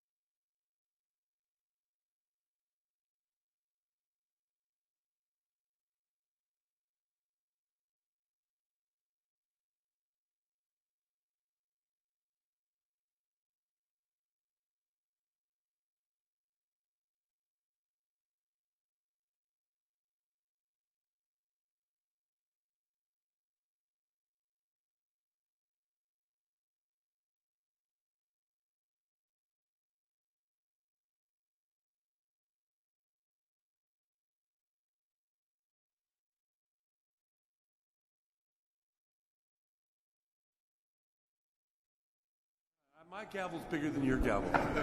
I think. I don't know. Yours is fancier, though.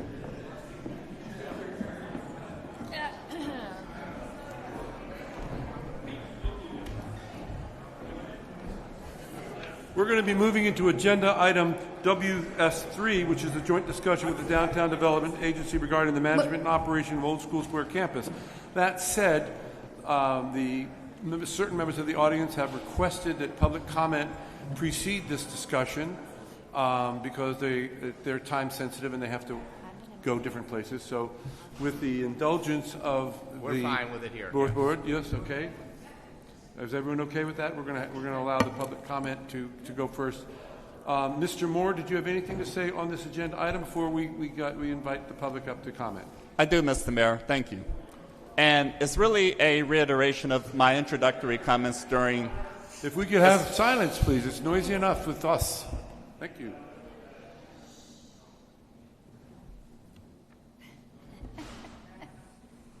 You may continue, Mr. Moore. Thank you. So really not much more than a reiteration of my introductory comments at the beginning of the meeting just after 3 o'clock.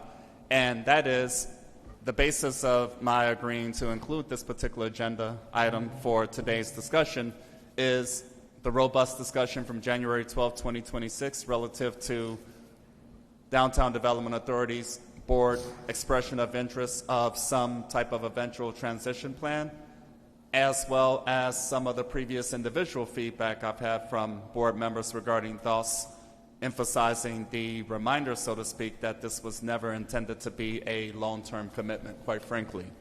And of course, that places the city of Delray Beach in an obligatory position to think about what path forward might be necessary to get to the place of having a robust presence in terms of management and operations at the Old School Square campus. What city capabilities may be, what external resource needs might become necessary, at what point in time, how does that work, how do we get to such a place, etc. But again, given the level of dialogue at the DDA board level necessitates a discussion with all parties involved so that we can be in position, or quite frankly, I would look for support and consensus from City Commission in terms of at what point in time would we be empowered to come back with different approaches, alternative solutions, whatever the case may be, so that we can all adequately prepare. Because I think I speak for many individuals in the room and beyond, there's never an interest to ever see an environment go dark. A lot of good work has been achieved over the last few years with respect to the Old School Square campus, management and operations, activity, milieu, etc. And of course, there's many ways in which that can be accomplished. And until such time that there is a definitive, cogent discussion regarding expectations in that regard, we are somewhat limited in our ability to be empowered to come back with a vision or a set of strategies in terms of getting to the best place possible. So with that, staff is in position to really listen and accept feedback and potential consensus and direction in terms of what that might look like. But in order to get to that place, I think it's highly imperative and essential that the Downtown Development Authority, its board of directors, offers its thoughts and expectations as an organization so that we can adequately and appropriately prepare. In terms of what that might look like, remains to be determined. Thank you. Thank you very much. Ms. Simon, do you have something you wanted to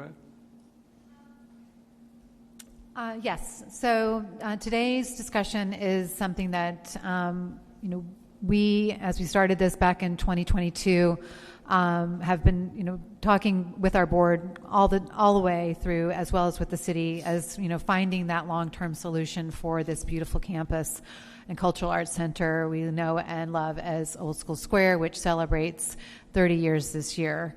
And it is something that it deserves to be thriving 365 days of the year, and to be the #1 cultural center in Palm Beach County, if not South Florida.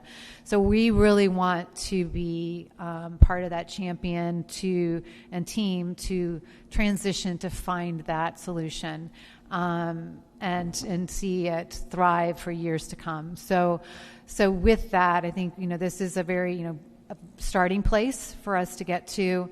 as to come together, and we have things to share with you all that our team has been working hard to put together. Thought starters to start that discussion, similar to the previous discussion of like what's next, how do we move forward. So I do know that there are some stakeholders that came today that I know there are people in the audience that want to have public comment. So we can do that first, and then go into the presentation. So, members of the public, if you wish to speak on this particular agenda item, please go to the lectern right over here, give your name and zip code for the record, and you will each have 3 minutes.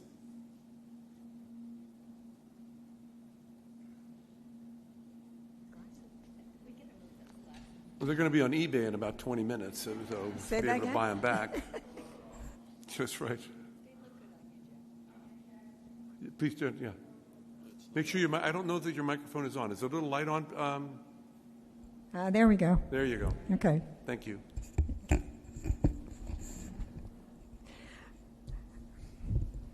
I have been volunteering at Old School Square for almost 20 years. I saw its demise, and I saw its rebirth. A rebirth because of the incredibly smart decision by the city to turn over management of the property to the DDA. Everything at Old School Square has come alive since the DDA took over. Activity is everywhere, at the Vintage Gym, at the amphitheater, and at the Cornell Art Museum. FAU has lectures at the gym. The Delray Beach Historical Society has events there. The Delray Beach Orchid Society has its show there, as does the Southern Handicap Society. Wellness events have been held in the gym and the grounds, and local artists are given chance to sell their art and jewelry at special shows. At the amphitheater, we have family movie nights, concerts, and art fairs. The prestigious Concourse Car Show chose this venue, and the Garlic Festival is coming back. As a docent at the fabulous Cornell Art Museum, I will share with you my first-hand observations. We have people coming into the museum from all over, visitors from the west side of the state, from the north side, and from the south, visitors from out of state and out of the country. They all tell us that they are drawn there by the vibrancy of the downtown, which to me is a result of Laura Simon and the DDA's activities. We receive great admiration for the exhibits curated by Mariska Gatto, the Cultural Arts Director. The exhibits are outstanding, and if you haven't been there lately, you are missing out on some really great art. Donations have increased. Local artists are being showcased. The First Friday art walks and the exhibit openings are packed with visitors. Many visitors return with families and friends because they are impressed by the exhibits. The next opening is tomorrow, January 23rd at 6 p.m. You should come. Come and see for yourself how great this museum is. Over the last 20 years, I have observed many comings and goings at Old School Square. I can say from experience that no one has ever done a better job of managing the property than the DDA. When making decisions about the management of Old School Square, I think everyone should remember these wise words. If it ain't broke, don't fix it. Thank you. Thank you very much. I don't know if her name recorded. Is it Annette? Forgive me. Annette Jackson? Thank you. Annette Jackson. Thank you very much, Ms. Jackson. Are you moseying up? Is that what we're doing? Okay. No, you don't need to rush. Just mosey's fine. I mosey on myself. Good afternoon. My name is Gary Gillespie Israel. My sister, Doreen Gillespie Beats. I live in Boynton Beach. I live in Thailand, but also in Boynton Beach half the year. And we're here to talk about the Cornell Art Museum. I wish I had more time than 3 minutes. Mariska and Laura have been wonderful. Our mother's art happens to be over there. and it's been there since October, and it ends in March. And my experience with this museum, and as president of the Dorothy M. Gillespie Foundation, I work with museums all around the country. Yesterday, we were both at the Boca Raton Museum of Art, and a couple months ago, I got a call from the Muscarel Museum of Art at William and Mary, the second oldest college in the country. They had heard about the show here, and they wanted to have the show up in William and Mary. I have the opportunity to do docent talks. I have groups that come from all over Boynton Beach. They love the museum. They love Delray Beach. We love Delray Beach. We come here all the time. Yesterday, my sister was at the museum. Yeah, there's yoga, one of the most profound yoga classes that I've ever experienced. And I moved to Thailand in order to do Buddhism studies and meditation and alternative experiences. And I came back last year and had the experience of a lifetime with what Marushka had found. And people come twice a week now, pay money. I spend more money at the shop than anybody, so Delray is fine. You should be all fine.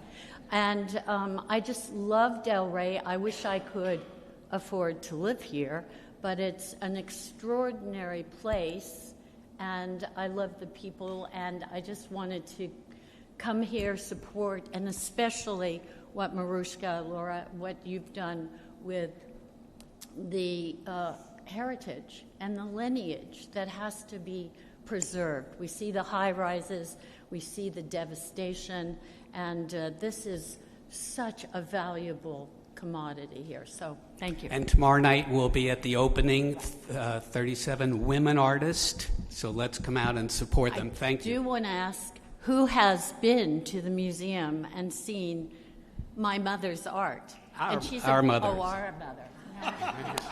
He's not really. He was adopted. We'll grant you equal possession of the title parent. So there we are. Okay. Thank you for letting us talk. It's been a pleasure. Thank you very much for your comments, both of you.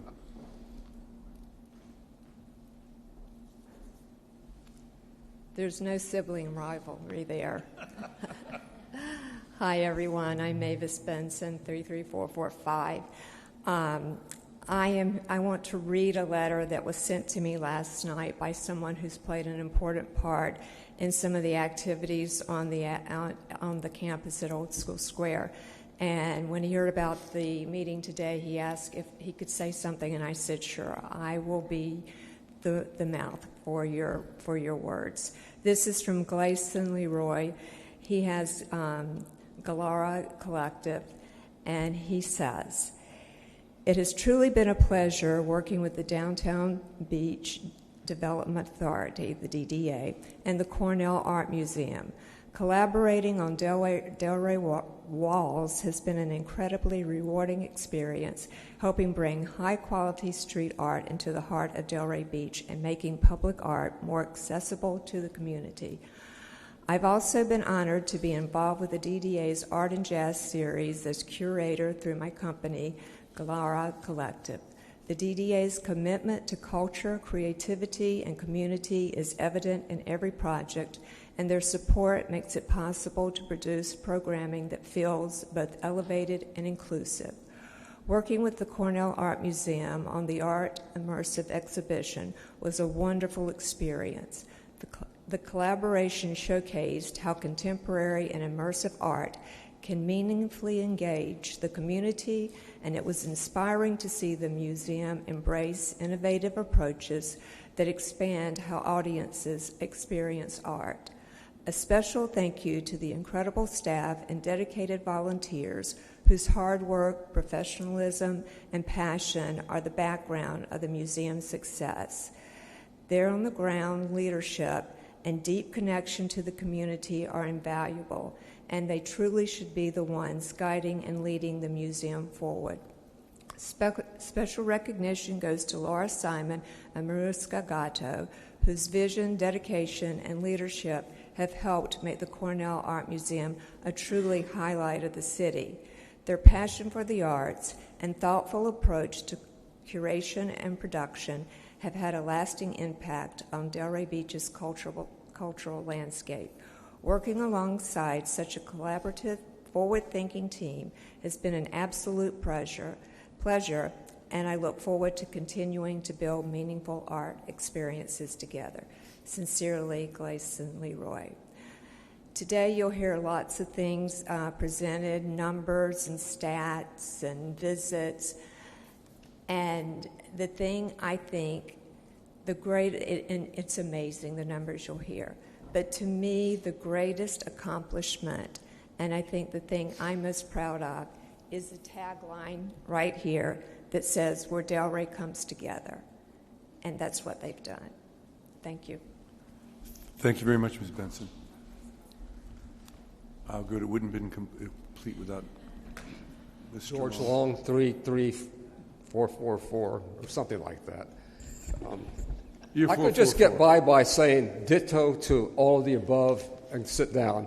But I'd like to just mention some, for instance, in this place here, I have learned so much from some of these lectures that have taken place in this very building right here.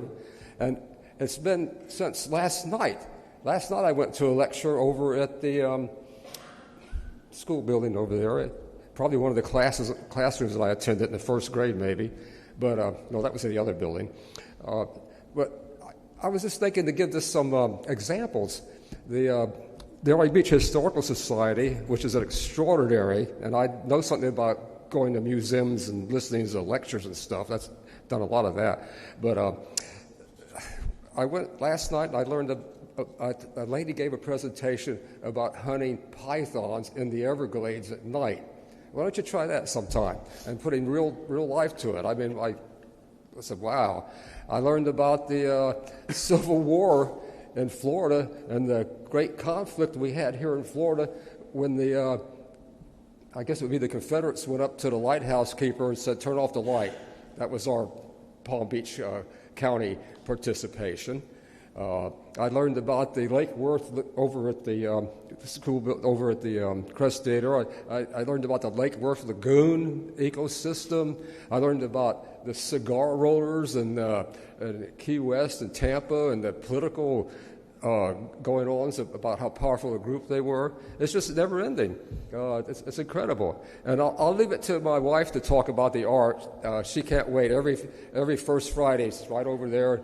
And I said, yeah, I'll be right over. And then I watched South Park and don't bother. But it works out pretty well. Anyway, it really is a great thing. And it's very, very active. And you just learn so much. Thank you. Thank you, Mr. Long.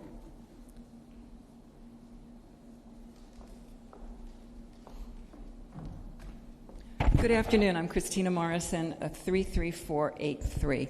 I agree with everything that's been said. The DDA has done a fabulous job. They jumped right in, activated, and kept it running. So thank you. And Mariska is a gift that should stay at the Cornell forever. And if we could help you do that, Mariska, please, let's do that.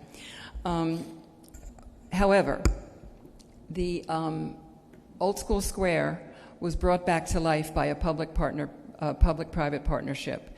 It was active for 30 years here. Was not perfect. No organization is perfect. It had its foibles. But what they did with the Crest Theater and the rest of the campus with minimal tax input was great. They raised a lot of the funds themselves, a lot of donors, and now the city is, and we as the taxpayers are paying for Old School Square, where it could be run again by a public-private partnership, raising private funds, 501c3, where people could donate just as they did before, just as we do to the Kravis, just as we do in Lake Worth, and have it be a total atmosphere that is enjoyed by everyone and not using tax dollars to do so, or minimal tax dollars to do so. So I look forward to possibly returning this fabulous campus to a public-private partnership so that it's not funded by our city. Our tax dollars are going to be torn to shreds if Tallahassee has their way, and the city's money that is raised by tax dollars should be used to keep the city running and to preserve the infrastructure of the city.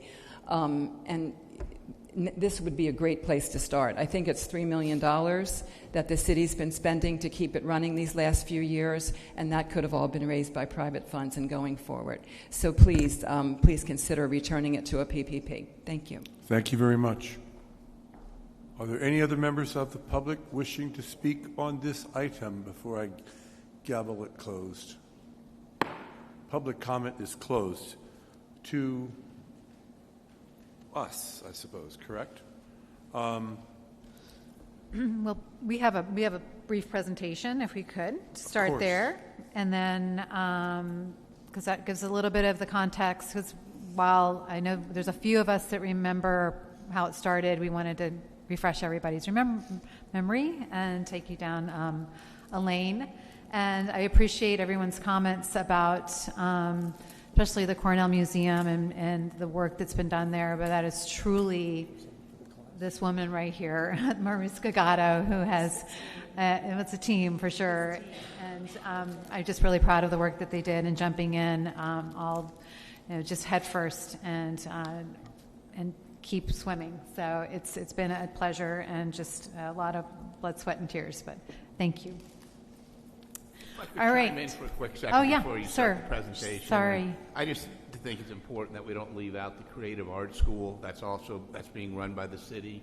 That's not being run by the DDA. And I think it's important to say that they're out there hustling and doing a good job too as well. And I just want to make sure. I think it's important because we are a partnership. Thank you.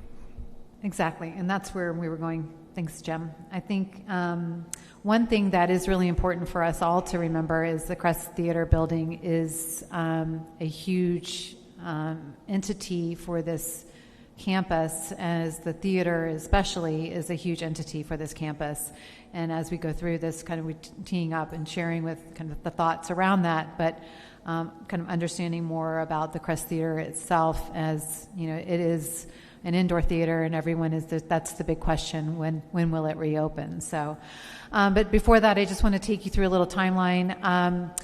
This again, so in August 21, as Ms. Morrison highlighted, there's a nonprofit and the city came to an agreement to move on in separate ways. The city and the DDA came to an agreement to come in and open up the Cornell Art Museum, which was the first to reopen, and under Mariska's leadership, and bringing back the docents, the volunteers, everything, and most of all, our artists back into the museum.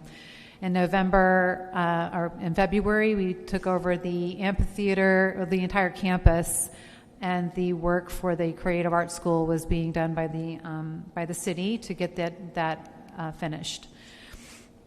In September 23, as we went into the next fiscal year with the budgeting process, we removed the Crest Theater building from our management plan and focused our efforts on the vintage gym management and activation, the amphitheater and grounds activation, and the Cornell Art Museum. And as we started into this process, just a reminder, we started with a 2-year agreement that we worked on initially, because 2 years we thought we would maybe have a solution by the end of the second year, but the agreement did have 2 5-year terms to activate, which we are currently in the first of the 5-year. The funding, as you can see here, we went into at first with we did have some reductions along the way, and we'll show that a little bit more. So, but why was the DDA chosen for this? Old School Square sits in the center of our downtown. It is a 5-acre, almost 6-acre economic driver for the downtown, and how it's run and managed is very, very important for the downtown. We work very closely with the Old School Square Center for the Arts, the previous nonprofit. That's really how Mariska and I met, going through working and making sure that it was always a big part of the downtown vibe and driver of our engine. As the DDA we're in it. We had the expertise on the team and jumped right in. And honestly, after several charrettes and meetings and stuff, we were the last man standing. So here we are. But it has definitely, I can't believe it's been we're in our 4th year, I think. So, but phase 1, and the other piece too, and just for the context, little bit a personal part of this was my father and Mrs. Bork were with the task force, speaking of task force, that was created by the Historical Society and the city to spearhead and save this campus and turn it into Old School Square. So, as my father does, he handed me the folder and said, here you go. This is what we did, so you can do the same thing. So, but a big thing for us was to open it back up, change the narrative, because we were combating some of the drama that was going on, but really just focus on bringing people back downtown, bringing the arts back down to the community. And the first, as we said, was to open up the Cornell Art Museum. And I wanted to share have Maruska share her just all the great things that she's done and highlight a few things there. So, Maruska. Hi, everyone. Can you hear me okay? Hear you fine. Can you hear me? Okay, thank you. I just wanted to say that since we've reopened, and when we reopened, literally there was not a pencil or a paperclip in the building, and we really had to start from scratch with everything, building, new desks, just bringing everything in that we had to. But since then, we've had 29 exhibitions. It's pretty significant. We featured 685 artists. Our attendance to date is 38,500. Our donations to date are $81,923. And we brought in $82,000 from the museum store, which we get a percentage of that, 45%.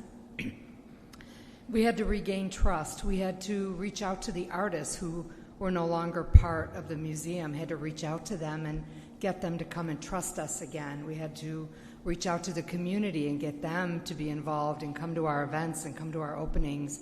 And then also we've reached the respect of arts professionals. The Cultural Council, the Boca Raton Museum have all been very positive in giving us wonderful comments and come to our exhibitions, which is just fantastic. We've collaborated with a lot of nonprofits. We had a Heart Glass exhibition, collaborated with the Ben Zayton Center.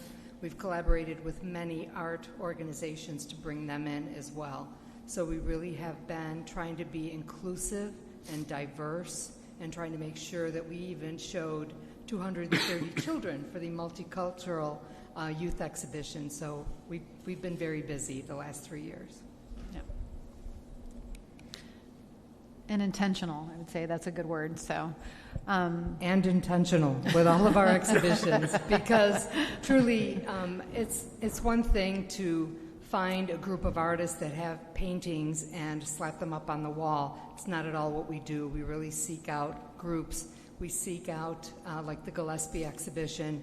I saw that at the Boca Innovation Campus, saw the artwork hanging and said, how do I get that into the museum? And then worked with Gary and we made that happen. So that's the intentionality of what we're doing. This is a world-class exhibition that is all over the world. Her artwork is everywhere, and for us to have it in the museum was pretty exceptional. From a marketing perspective, as Maruska said, at the museum, they didn't even have a paper clip. Well, it was kind of the same story with the marketing. We had nothing. They took the logo, they took all the digital assets. We had no website, we had no social media channels. We had no way to market this campus and let people know that it was reopening. And so we went right into creating a transition brand, which was the logo and the brand that you see there at the top, and really combating that negative story, which was, Old School Square is closed and empty, to Old School Square is now open for everyone. And so we really dove into the marketing, and I think there's been some questions about the marketing dollars that have been spent for Old School Square, but I can tell you that we have been very fiscally responsible, and when you start from nothing, you have to build up to everything. Going on to the next slide, we can show you that we also created all of those new channels of communication to build back that community trust and engagement. We sent out emails and built that email platform up. We built a transitional website from scratch. We built our PR, going on TV and print media to get people aware that the Old School Square was back open and all the events that were happening on there. We created new social media channels. We created print marketing. So we did through all the channels to make sure that people knew that Old School Square was back open. And we activated the campus, as we said we would. So with that, we came out fast, turned over the keys, jumped in. This is also a private, private producers can rent this venue, so it's venue management as well. So that is part of our operation and managing special events to special receptions to weddings and all the things that happen there. But we had a plan, and we were going into summer, and we went strong at the first and kept going. And to really take over and activate the space, created some festivals especially in the summertime, to bring people back downtown. And phase 2, so keeping the campus active, and we also, in that same time, throughout these past 2 years, we've been really working on the branding, as you've all been part of. So this year, we just launched the rebrand, which Suzanne, you wanted to share about? Yeah, so we've been working for the last 2 years to create a brand for the campus. You all know you have been intricately involved with that process, and we had some hiccups along the way, but we wanted to do what was right for this campus and the community. And as you all know, we decided to put it to the public vote. We asked for artists to submit their works, and the public chose an artist, Patricia Torres, a downtown resident, and a very talented young woman, and she created the new look for Old School Square that we then turned into the logo that you're now seeing everywhere. The City Commission had decided that they wanted a branded house of logos incorporating the same look for all of the different venues, and so Patricia and our graphic designer went to work and created the look that is now what we are putting across the campus. So you'll kind of see it slowly as we're starting to change some of the signage. It's on all the digital channels now. We're moving into the second phase of the permanent website that will now be the main website for the campus. Right. Yeah, so I think the big thing to understand, so with the investment, the dollars that have been, part of this management piece that have been invested into the marketing stays with the campus. So creating this brand that now stays with Old School Square for the long term. The website that will be developed will stay with Old School Square. It's not something that if we walked away today that we would take this with us. None of this would be that way. That is important that was the goal for us to create something that would stay with this entity and belong to Old School Square. So just to recap on the funding, 22 to 23. So we're in our fourth year. So this is the city funding that was provided. We also, the other revenue streams that we also receive are the donations from and the store revenue from the museum, as well as program income, which is concessions and any venue not rentals, but any vendor fees and sponsorship and ticket sales, as well as we do have a rental venue management fee as well. So the impact. So the visitors, we've seen over 1 million visitors to the campus. So just to the campus alone, over the past 3.5 years, over 300 events produced. Sales, the $772,000 is the additional income that has come in over what the city has provided, which has gone back in to be reinvested back into programs and activations through the year. Website traffic, media value, you can see $200 million for the media value and economic impact back into the downtown community or in the city community. So that is the accumulation of the city investment into this space, so which is appreciated by all. I know our downtown business community does appreciate it, as well as our city residents and individuals appreciate that as well. Now we're here. So we wanted to share that with you, kind of to tee this up, as well as to share why we're here. While we have all enjoyed this relationship and how we're, and the great things that have happened here at Old School Square, and the great things that are happening in the Creative Arts School, and all the great work that Gina and her team are doing on a constant basis. Collectively, we know that this campus does deserve more and does need to thrive. Our kudos to our team here. We've got Alex and Victoria also here that are running our campus operation. Alex is the face for any inquiries on any rental, any of our wedding, our brides, our moms, our rental facilities, and really created all of these processes along the way that we are, ready to, continue to evolve. But, as we grow this and move into the future, we hope that will, continue to stay with Old School Square itself. So, as Mr. Moore said, there's been lots of discussion from our board level and other organizations too, of what is the next step, what is the future for this campus. And I would say by several people that I've met over this time and been part of this, adventure, is that Old School Square is special, and it's a performing arts center. It's a museum. It is the creative arts school, the classrooms and educational. It is a theater. I mean, it functions. It's a community. It's a rental space. It's got everything here, and it needs to function collectively, and it can be so much more, but it needs a long runway, and it needs expertise to be oversight, managing and planning, year to year in a place that should be multi-year out. We should be already planning for 2028. We shouldn't be planning for summer right now. So for us to be realistic with this and know that it deserves a better plan, the community deserves a better plan for this. Taxpayers do. I think, from our perspective as a team, while we love and we know what we're doing here is really good work, it definitely needs specific expertise oversight. The Arts Garage has a specialty board that oversees what they're doing. The library, the Historical Society, all these organizations have a specialty board. This doesn't. Our board of directors has jumped in over the past 4 years with different board members helping guide us. However, it is really, and the city staff too, helping navigate through these waters. And God bless the city attorney, because I know that we've had some challenges along the way, and how do we continue to do this? But I do know, and I do believe that as a team we want to see it thrive, and we know that we can get it there. But how, right? And I think we've had recommendations on strategic plans, and that was one of the things that we recommended at the beginning, is we need a really strategic plan for this place.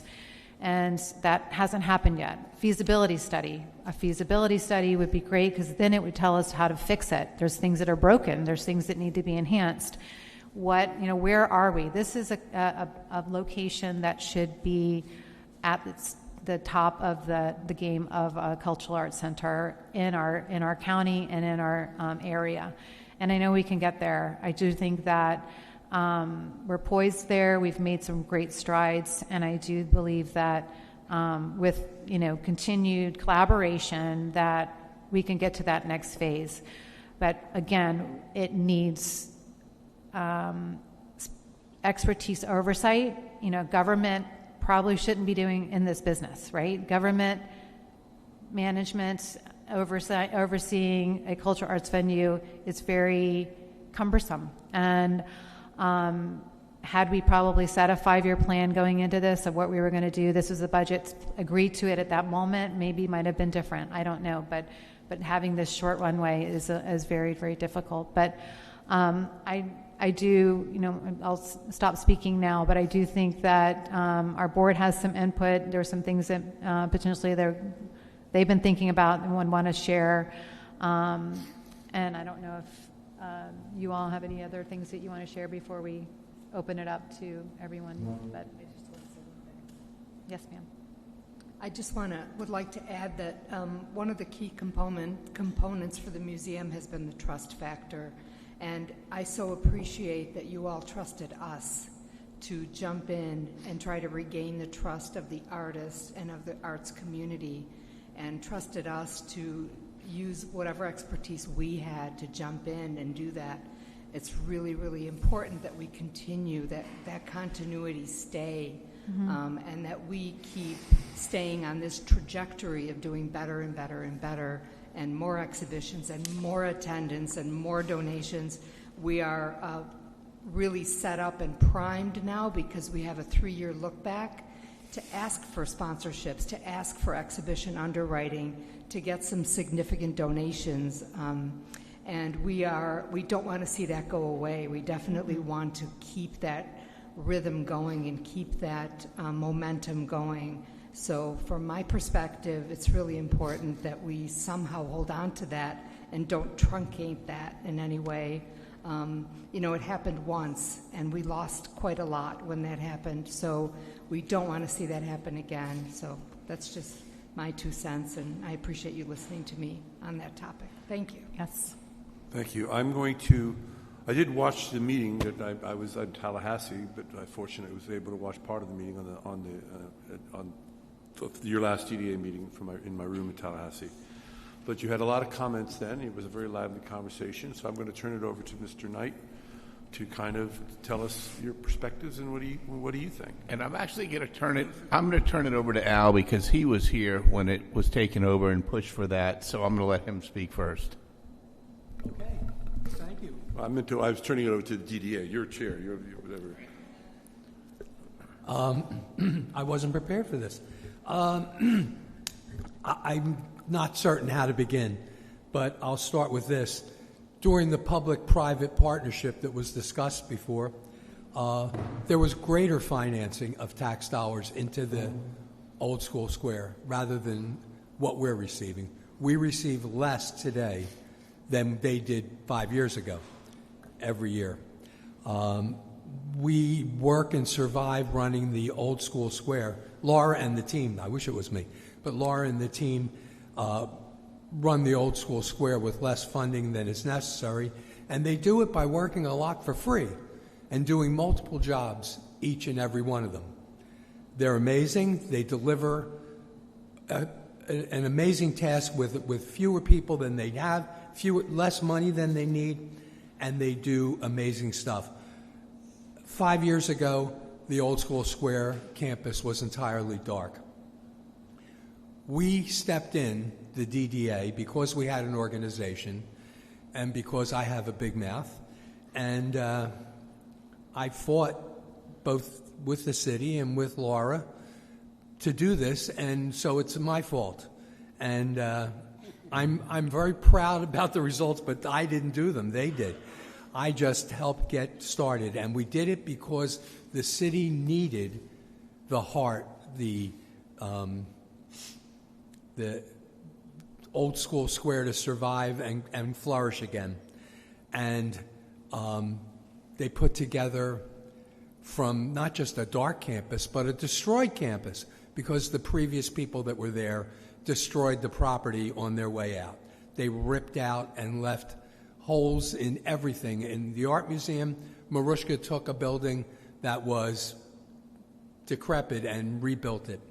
And we were promised the moneymaker, the Crest Theater, would be ready in a year and that we would operate it, and that was where we had hoped that funding would come from, as it had for the previous partnership. But I don't think anyone is arguing about the international award-winning operation of the campus that Laura and her team are doing right now. As you heard from the city, the public, and as we've all read and we've all seen, the DDA has done a phenomenal job, and that's not the question today. The question isn't whether we run it well or that we could improve on running it. The question is, how do we continue to operate with insufficient funding, with what appears to be a woeful lack of collaboration, I should say, between the city and the DDA, as Commissioner Burns brought up.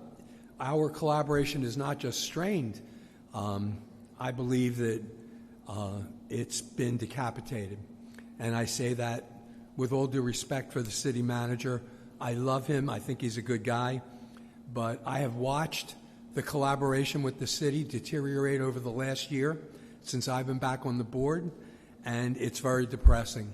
It's horrible. And it makes it that much more difficult for the DDA to operate the city property, the old school square. If the city's not collaborating with us, we can't do the job. And if we can't get the funding, we can't do the job. And Laura's, I don't know if everyone got this today, but it's right here. The previous business plan that Laura put together to run this plan, to run the old school square, included 3 times the employees that we currently have. So we can't run it the way we want to, and yet Laura and the team is running it. The people are working overtime around the clock. They're volunteering. We have volunteers everywhere. We have a team running the art school. The art school separate. The art museum that is just exemplary. We put together shows, and of course we have a responsibility, according to our agreement, to run the art museum for free. And we put together multiple free concerts, free movies, and that's all part of the DDA's effort to make it the cultural hub of the downtown, which it was and which we've restored. But without the city collaboration, we can't do it. And I would like nothing more as a thrill junkie that I am to get enough funding to get that crest open and to get it all running full speed ahead, and I know the team can do it. However, the city is not behind us. The city hasn't rebuilt the Crest Theater. They've not delivered that, and finally we just walked away from it at your request. The team is overworked. The team feels underappreciated, maybe even disrespected.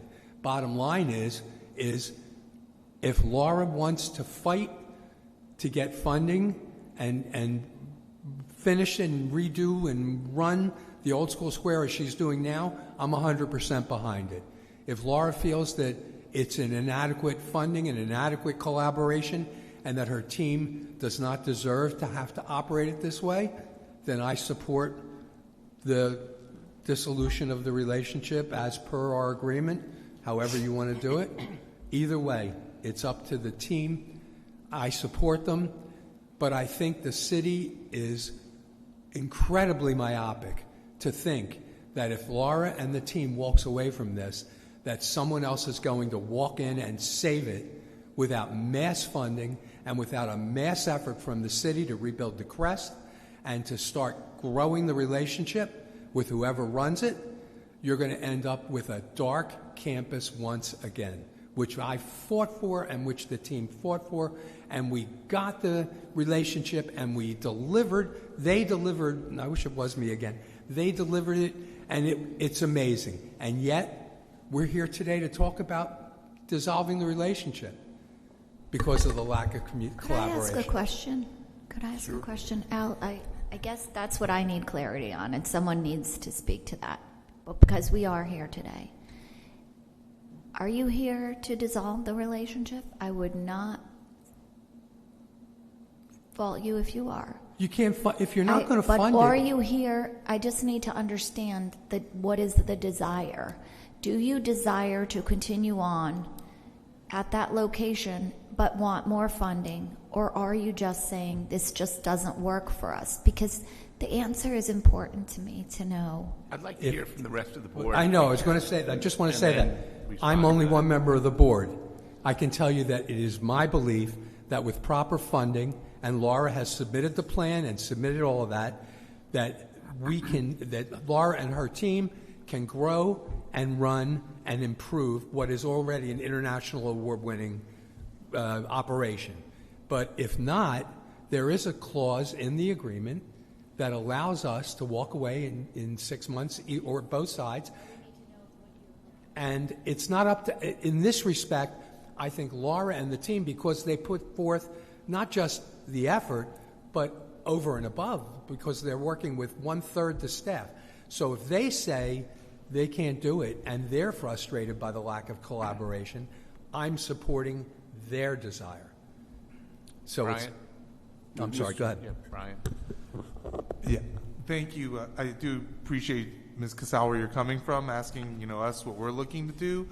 And, I go back to these metaphors. And it was early, you brought it up once too. I said, commission, this is your car. This is the city's car, this campus. And it's more like, I saw something on the Blues Angels, the Plains. Anyways, it's like, it's got 7 different parts of the campus. We have 5 designated kind of branding areas, but they all have to really move in unison. And you really need to have an entity in charge of the whole thing. I think the DDA, I've said it before, has done an amazing job taking this asset, which had no digital footprint, no social media, no website, nothing, and has built something that's getting millions of views in a month.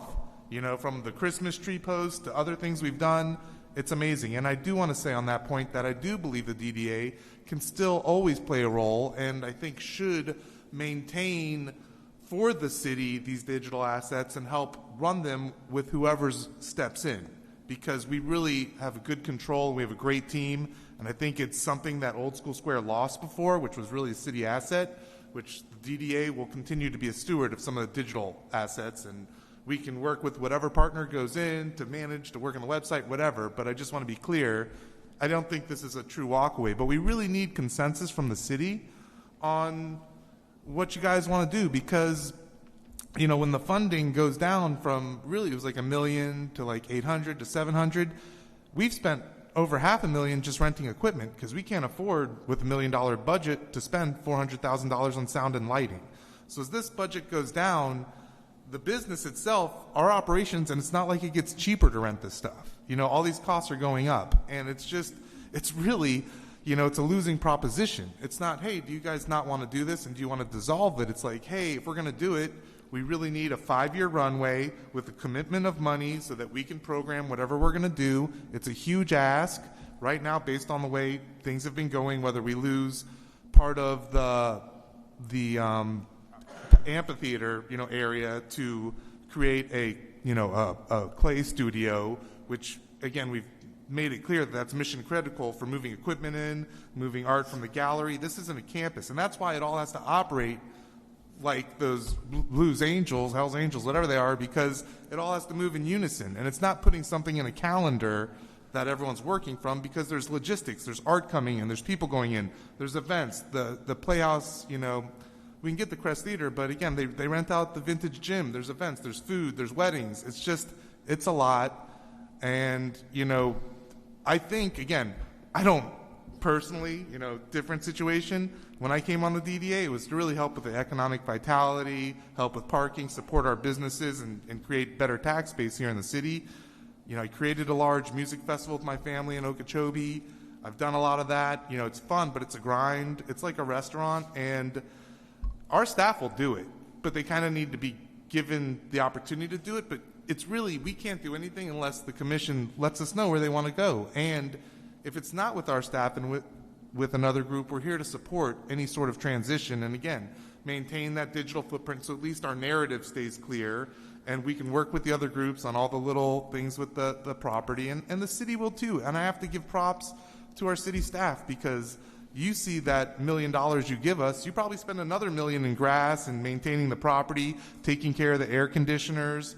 This is, there's a lot going on here. So, and the city does a lot to support it besides just the funding they give us, which was less than the other organization got. But, it's really, it comes down to, looking for consensus from the commission and what they want to see happen. And whether it's us who give a 5-year run, or the next group that wants a 10 or 15-year run, or a 20-year run, because that's not unexpected for someone that's going to invest millions of dollars to try to build something up to recoup some of that dough. So that's kind of where I stand with it all, and it's really just, we need to hear from you, because I've mentioned it over many months, like we need to maybe transition, and we're not getting the money and the funding, but I haven't heard a lot, and I watch all the commission meetings, but I haven't really heard a lot of feedback You brought up the gas, but we need someone with rocket fuel to load up these planes that can take this place to another planet. I'm telling you, it's the cultural hub of our downtown. I don't want to think about the days when it was dark. We're not going to let it go dark. I want to be clear, this campus, this is not a threat. This is not, hey, we need to work together. We've been talking about it in our meetings. I've been talking to some of the commissioners, one-on-one, and I'm not really getting a direction on, what we want to see happen. And I will mention there was a party that was going to take over Crest Theater at one point, put in all the money. The city got to keep all the infrastructure, the lighting, the sound, and everything else, and was looking for a 5-year run to try to make something happen. I don't know where they are today. I mean, I know where they are. They're here locally. I don't know where they are mentally on wanting to step into the situation, but, there are some opportunities, and 5 years is a short runway for someone to look for, but I think that's the minimum we kind of got to look at when it comes to this asset. So that's me sharing my thoughts. I came in to the DDA board, and there was already discussion that relationship was going to, transition to a different entity taking it over. And I scratched my head. I've actually never spoken on this before, not to Laura, not to anybody. I think it's mad crazy that, we're handing it over, to be honest. That's just my opinion. I think it's an enormous undertaking for anyone. I think if you can see what Laura and the team have done with such constraints, without the support, without the funding, with nothing to pull from, and in the amount of time that they had it up and running, imagine what could be done if they had additional staff and dedicated strategic partners and the funding. I think that it could be a rocket ship and it could take off. And I hope that that's okay that I'm saying that, because we've never talked about that before. And I hope not, in any event, everything Brian's saying is accurate. Everything Al's saying is accurate. The whole team is coming from different perspectives, and everybody is a great set of points. But I do think that it would be worth our while for this city to, with the track record that the DDA has, to believe that if given the right tools, it could really make us proud. That's really it. Mr. Knight. First of all, I'm fairly new to the board, so forth. I do respect everything that DDA is doing and has done and continues to do. I'm shocked. I mean, I'm a person that's up at 4 o'clock in the morning. Well, these people may not be up at 4 o'clock in the morning, but they're here at 7 o'clock, 8 o'clock in the morning when events are going on, and they're leaving at 8, 9, 10 o'clock at night. I guarantee they're not getting paid, not from the DDA anyway, and not from the city, to compensate them for that. They have volunteers. You've heard about some of the volunteers that have spoken up here today that really care. And I do believe it is the cultural center and everything else, but again, without the right tools in the toolbox, I don't see how it can be run. And, it's something that we talked about on a temporary basis. I certainly have been pushing. I'm the one that's been pushing and saying, hey, it's time to turn it over. I'm happy to admit that. I've said it on multiple public hearings and so forth. But it needs to be looked at on how that's done and how the transition, if it's going to be a transition, how it's done. Otherwise, we need to figure out how it's going to get funded and whether that's a joint effort somehow, whether it's bringing in some other third party to assist.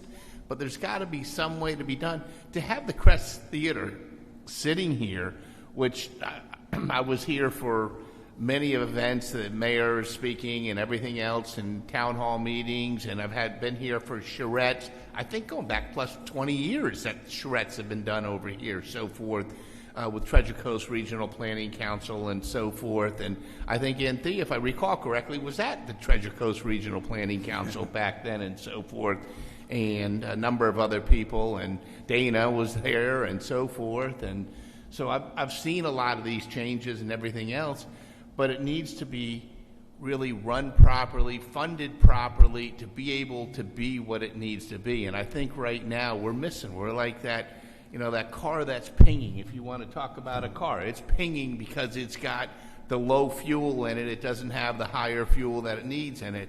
And that's what we got to figure out. And I think it would be short-sighted of either party to say, hey, just throw the towel in and move on. I don't feel that is the right thing to do at all. And whether it's, 6 months, 9 months, a year, 2 years, 5 years, whatever that is, however the city determines, again, it's your car, however you want to determine you want to run, and if you want to wax that car every month or if you want to wax it once a year, that's entirely up to you all. And I just know that this team does care a lot. I think there's part of the team that feels a little slighted. And it's unfortunate, but it is what it is. And, we just need to find, bless you, we just need to find a way to move forward one way or the other. And I'm happy to go either direction. I think you hear the time and effort and see what's happened here with the board or the DDA, the executives and so forth here. And I'm hopeful we can find a solution long-term, whatever it is, whether it's the DDA or some other agency or private entity that really makes it run right. I was a little confused because I did not realize, and to be honest with you, I'm not positive sitting here whether there was more funding that went to the private sector when they were running it here, or is that accurate or not accurate? I don't know. I mean, in the last, if I may say, I actually sat on the board of the old school square. Okay. And it is unfortunate that you don't have 100% of the campus, because the Crest was certainly a economic driver to some extent. I will also say that for years and years and years, we all know it needed a complete overhaul, and we just, even back then, just didn't want to take the time because the city was always responsible for the actual structure. The city was responsible for certain things such as that. But the organization, the private partners, the old school square, whatever they were called, used to seek about 30% of their funding, give or take, from the city. But again, they had other revenues coming in, but their total budget, so what they got from the city was about 25 to 30%. Maybe it was a little higher one year, maybe it was a little lower one year, but generally that was the number. So what that number was equated to what their total, it was really a percentage of their total budget. So if they made 4 and they asked for 1, it was 25%, but they still were making 4.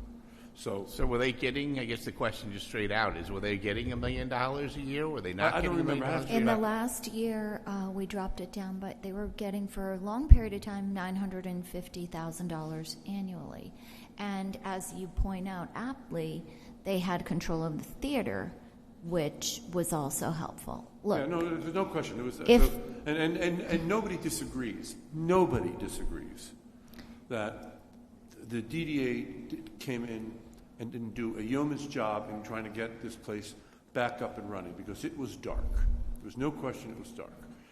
There's no question that a lot of these people were my friends. As I said, I served on the board, but the way they left that campus was tragic. I'm going to be kind, okay? Criminal. Well, I'm just saying it was not. It was criminal, Mayor. Mayor. Certainly not what they should have done. But if I may, I think February 3rd. And they sold off the artwork that was part of the permanent exhibit because they said that it was donated to their 501c3. I'm sorry, that was the vehicle used to collect it.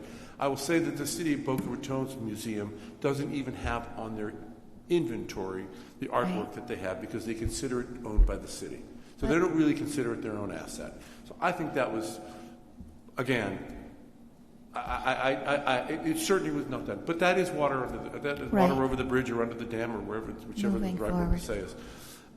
Could I say something, Mayor? February 3rd, I think we're going to hear at the commission meeting about the Crest Theater. We're going to look at various proposals. I was going to bring that up. I wanted to point that out. We finally have bids for different levels of what we want the Crest Theater to look at, which the commission is going to look at to see what they really want to do. Because in addition to the repair costs, and by stripping everything that he did, and it was long overdue for new lighting. It was long overdue for, digitalizing a lot of this stuff there. So that's coming. That was going to always come. As I was going to say, but for it being dark, it probably still wouldn't be done now. It would have been We would just keep putting it off and off. So at least if there is a silver lining somewhere, is that the fact that it went dark, it has allowed us to at least finally go in there and do the repairs that they have talked about. Now, I will say when we first talked about it in 2003, 2004, the number was about $1.5 million, and I'm sure we're going to be double that at least when we go into this, because time was not in our favor, because things kept deteriorating and they did patchwork and patchwork and patchwork. I think we allocated 5 into our CIP or something yeah, like that. Right. And So what I we're don't looking at is know what less. the total. I don't. All I'm saying is, no one disagrees that they didn't come in. That said, I do think that the DDA is not in the entertainment business. I mean, they're in the marketing and promoting downtown business, and that running of this kind of a campus, I think, is better served. And I've made no bones about it from when I talked about it very early on, about having some kind of, public-private partnership, really running the thing, really programming the thing, asking us for money, yes, but primarily being able to raise money on their own. Now, whether the DDA can participate in some of that, that's great. I mean, again, I have nothing but, no one can fault the true work that was done to reignite that campus, which had died. And certainly the Cornell had died. And that was what they did to the Cornell was, I'm not going to use his word, but what they did to the Cornell was just inexcusable. And because it was a public facility, and there was no question that people gave assets, money, things like that, because they thought they were giving it to the city of Delray Beach. So, and no one's going to convince me otherwise, because you write the 501c3 letter doesn't mean you really own the property. So that's where I am. And so I'm going to turn it over to my colleagues, but I just think there's a lot of merit in having the PPP, because they have the ability to raise a lot of money. They have the ability to get more sponsors. They have the ability to do different things. And there are a lot of challenges when you're dealing with government money and how you can spend it. You don't have that problem with the PPP. And I just think it would allow for greater participation from a greater number of people if we did that. Please. That's all. I'm going to stand back. If I just can say that when you put out the RFQ back in 2021 for that private, you received none. That's why we stepped in. And I am not. In fact, I am so thankful you did. And with that in mind, nobody's saying it. But no, I get But again, it. we didn't have the crest of. Hopefully, when the city finally gets its act together and this commission authorizes to get the crest back up and running, that will be a dramatic change in that entire campus. Because I do agree with Mr. Rosen that it does have to operate as a campus. It just has to operate. All the integral parts are together. They all have to kind of operate in sync. And when they don't, it doesn't make for a healthy automobile. So I never thought of it as an automobile. Now I'm going to always think of it as an automobile. So that's my. I would just like to ask, after you, that Laura gets a chance to speak. Does she want to speak first? No, go ahead. I've given my opinion. I would say that I've been in Delray, coming here since 1998, a condo out west, and then 2005 our house. I'm well aware of how amazingly well you've been operating this place. And as the mayor pointed out, perhaps that wasn't really your forte, which makes it even more amazing. And I appreciate you. I am so saddened by the fact that your organization doesn't feel appreciated, or feels that it doesn't feel appreciated by the city. I know there's some hiccups. I know a lot has happened. I know the school is doing exceptionally well. I think the Crest Theater is going to be done quickly once we have this meeting on the 3rd, and I would happily lateral it to you to incentivize you to continue on. And also, I would even be amenable to more money, because I believe, as we sit here today, you're operating on like an all-volunteer army, and I don't know who we're ever going to get in here that could do that. There are some people interested, and I would but if you are interested in staying and you're saying that the money and the quality of the relationship is what's impacting you, I would like to participate in the change that you need to continue on. And I do think you're right.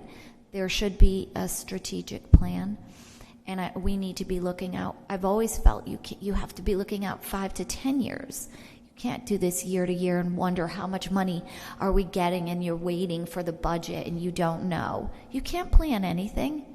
No one can plan like that. So what you've been doing is quite amazing for the city, and I know you're doing it out of the love for the city and the passion, and I know that's why every one of your volunteers is there. I see the volunteers.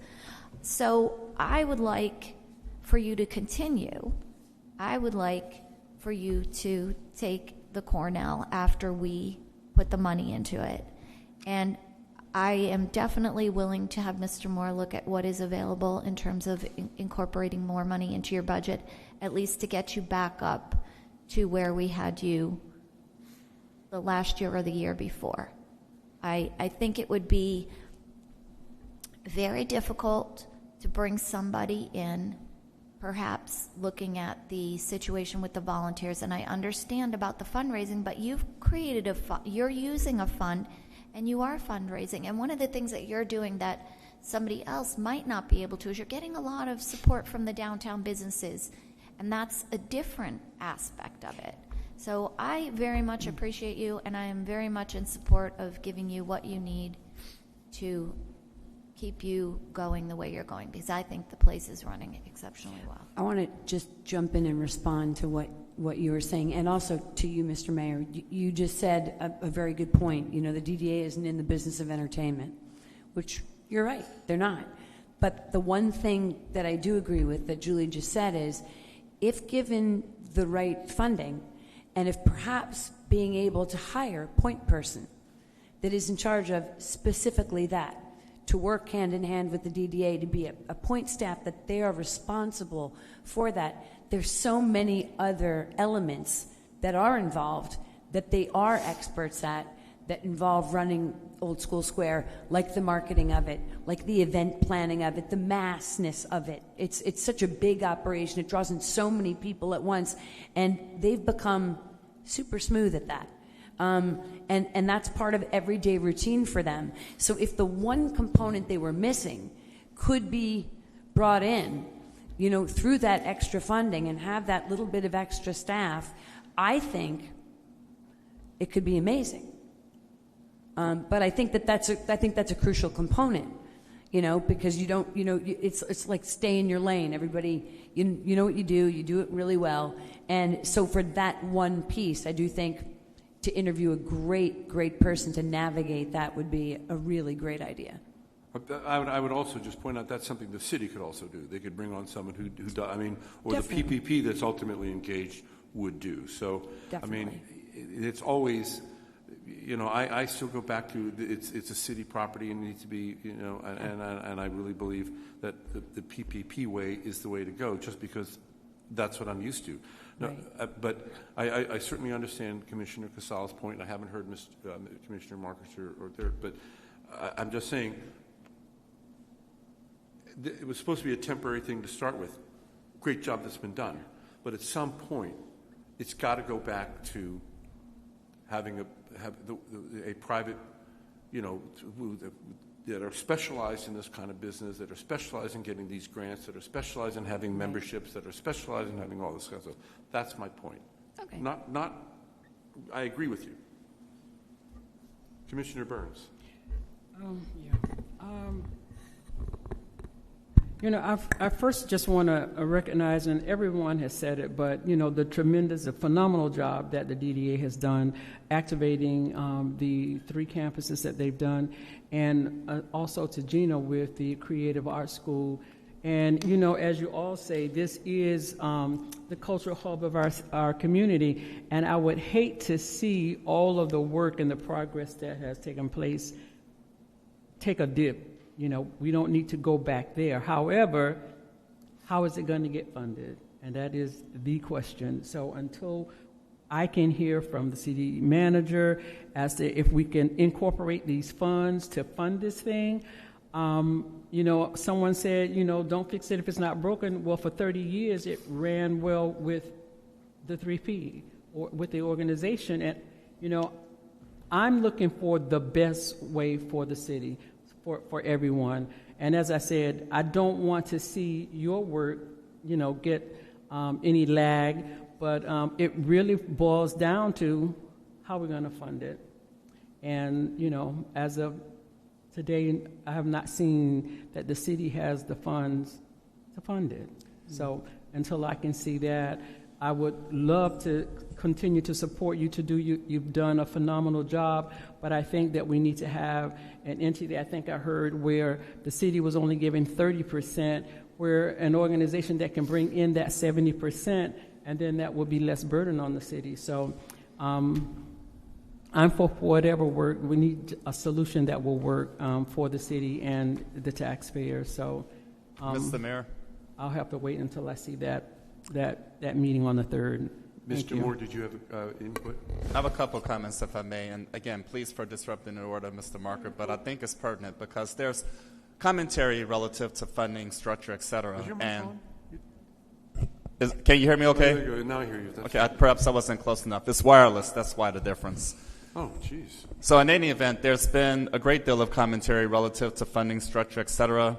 And part of Ms. Simon's presentation did provide a chronological history relative to funding adjustments in that regard. So when this was first formed, that was actually contemplated to be the case because, of course, we talked about a 5-year commitment initially.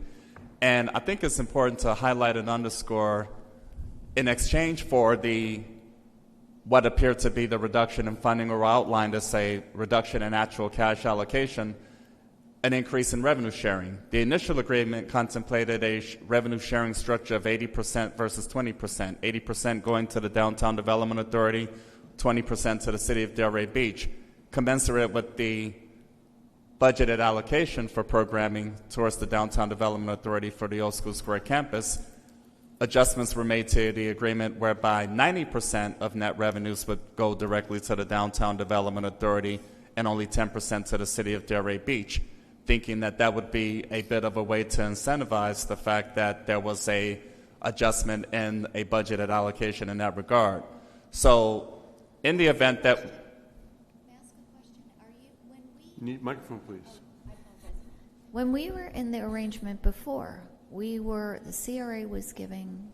That's correct. The $950. There was no budget sharing. We were not getting money back. I'm talking about the aftermath of that. Right, so now correct. we're paying them less, and they're giving us a portion of their proceeds? The City of Delray Beach, you mentioned the Community Redevelopment Agency, the $950,000 coming from the Community Redevelopment Agency. The funding since the City of Delray Beach began its relationship with the Downtown Development Authority to that effect does not involve the community redevelopment. Understood, everybody but recognizes. I'm making this point for the public because the taxpayers are the taxpayers. That's fine. That we were giving them more money before, yes, through the CRA, and we weren't taking any proceeds of the profit from the I former would say that number was organization. going, I mean, when I first got onto the CRA board back in, oh gosh, a long time ago, I mean, we started out with $400,000 we gave them. Yeah, the but next year was it was over, $450,000. it was like 9 at the... But by the time it finished, but so did their revenues. Their revenues were higher. But So, it doesn't now, matter that we can argue whether they accounted for them properly. Right. You're That's a whole entitled to separate ask issue. for a percentage, but you're not necessarily. They were given it. They didn't have to be. We could have reduced it down to 20. It always was, as I remember. It was, but it didn't have to be. It was a choice. I mean, it's the CRA. It's a different program. It's neither here nor there about that. My point. Well, and there was also questions about, and not to go backward. There was a lot of other components. It was the budget. The budget was built with utilizing the $950 as a part of their money. So really and truly, no question. Neither here nor there. The point I'm making is the prior organization, because we keep on comparing the relationship, was getting $950,000, and they were giving us nothing back in terms of shared proceeds. And the point I'm just making is not to compare the two, but I think a lot of people, even people who were very disappointed when, and I was part of that, the contract changed, would tell you very honestly that it's being run amazingly well and beautifully. And yet here we are giving less money, and taking a portion of their proceeds. That's all I'm pointing out. So if I may continue, please. The portion of the proceeds actually reduced over the past year from 20% to 10%, and quite frankly, to support some of the observations offered by all, notably Deputy Vice Mayor Angela Burns, relative to the Office of the City Manager and all involved reviewing financial structure, what opportunities that can be made available, that will necessitate a further evaluation of the agreement and a revenue sharing structure. So I'd like to offer that as part of the background, should there be an interest in continuing for an additional amount of time. And of course, it's not just a simple question. It's likewise not just a simple question of what additional more dollars can be made available to keep the relationship going. We need to think about the aggregate economics behind the picture as a whole. So again, including the revenue structure piece, other avenues in which we can make it palatable for all. And I also wish to reiterate again, the commitment having been made months ago to engage on a monthly basis, the Office of the City Manager, me individually directly involved, and the Office of Executive Director Laura Simon to create a positive working relationship and environment across the board. I talked about that in the commentary early on, yet negative commentary was offered in response. And I'm honest to goodness beyond that, ladies and gentlemen. I wish for everybody to realize that I've summarized points to that effect to every extent that I possibly can. So that's my sincere and genuine interest in this regard. My interest in this juncture, which is in the best interest of everybody, is to offer some policy guidance so that we can get to work accordingly, one way or another. So please, understand that. That's what we're about, and I've been pretty open about that for previous months now. And that's a continuous process, and the expectation for both parties, quite frankly, to do what we all possibly can to be at the best place possible. So that is why we are here, but that's what I've been up to in my administrative leadership capacity, and I will continue to do so. So with that, Mr. Mayor, I'll yield at this time. Thank you very much. Mr. Marker? Yep. Oh, yeah. I want to start out by saying thank you to the board and to the management team and to the staff and to the volunteers, because that's the core of the DDA. And I think there's only one word for me that comes to mind with what you all have done for our city, and that's heroic. I do not have another word other than heroic. You all took a campus that was dark, it was dead, and you guys brought it back to life for our city. And you did that without full city support and without a lot of financial commitment from our city. It was a time where there were a lot of things going wrong in our city. Previous commissions had to make decisions. I'm not going to second guess their decisions. But you guys brought this thing back to life for us, and I for one am eternally grateful. So here we are. I think that what I'm hearing today is that we need to go through an agnostic process, meaning let's let the facts come out as we look at what our options are as a city. I think that's the only fair way that we can go, and I think we need to be agnostic. I think I've heard loud and clear we can't break this thing into components. It needs to be total campus management. Breaking it apart didn't work. I heard that loud and clear. That was a mistake. I think for all the people that get involved in this, we're going to need to see highly detailed financial scenarios. And we'll need smarter people than me, like Henry Dokowitz, to go through those financials and scrub them from whomever submits them, because we're going to hold everybody's feet to the fire. I do think the DDA will have an advantage. You have a volunteer model that is second to none, and you've only been able to bring the light to the campus, in my opinion, with the money that we've given you and others, because this volunteer model has worked. I've seen that work with other nonprofits.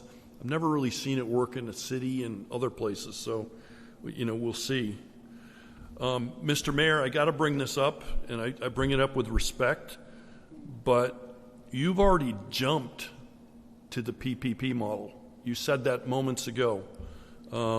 You've already jumped there, and I think that's dead wrong. I think the process needs to be agnostic. I think we all need to be neutral, and I think we can't come into this with preconceived notions. you've already jumped there. And by the way, we saw the PPP model that we had previously failed catastrophically for our city. So I would say to you, Mayor, let's let the facts dictate the outcome. I would ask you to not be biased. I don't know if you have a plan. Maybe you do. You haven't shared that with me or with others. If you have a plan, I think that should spill out as a part of this process. But I would ask you to back your truck up and come into this agnostic and neutral and not already be declaring 2 hours into our meeting that you're looking for a PPP model, because I don't think that's what we're doing here. I think we're trying to be agnostic, and we're going to try to make the best decision for the city regardless. And I don't think any of us should come into this biased. I think we should let the facts dictate the outcome. My 2 cents. If I can chime in for a minute, Mayor, I think it's important to put some time frame parameters around this, right? So we all know what we're dealing with, right? So right now, I don't think anybody's talking about 6 months and here's the keys and go deal with it, because I don't think that will give you the time to go out and get someone to keep the lights on and run it and everything else. I would defer to Laura and her team, but I think September is when our budget year is, right? So either this September or at some point thereafter, we need to have some kind of time frame around it. Say, hey, we're taking it serious. This is what we're going to do, and have that time frame. And I don't know, deferring to Laura and the team, how we figure out what that time frame is, whether we're going to stay here and keep running it, or someone else is going to come in and run it, whatever it is, whatever's best for the city and the residents of Delray Beach. That's what I think, at the end of the day, is the most important thing. That's my last words. And I appreciate your comments.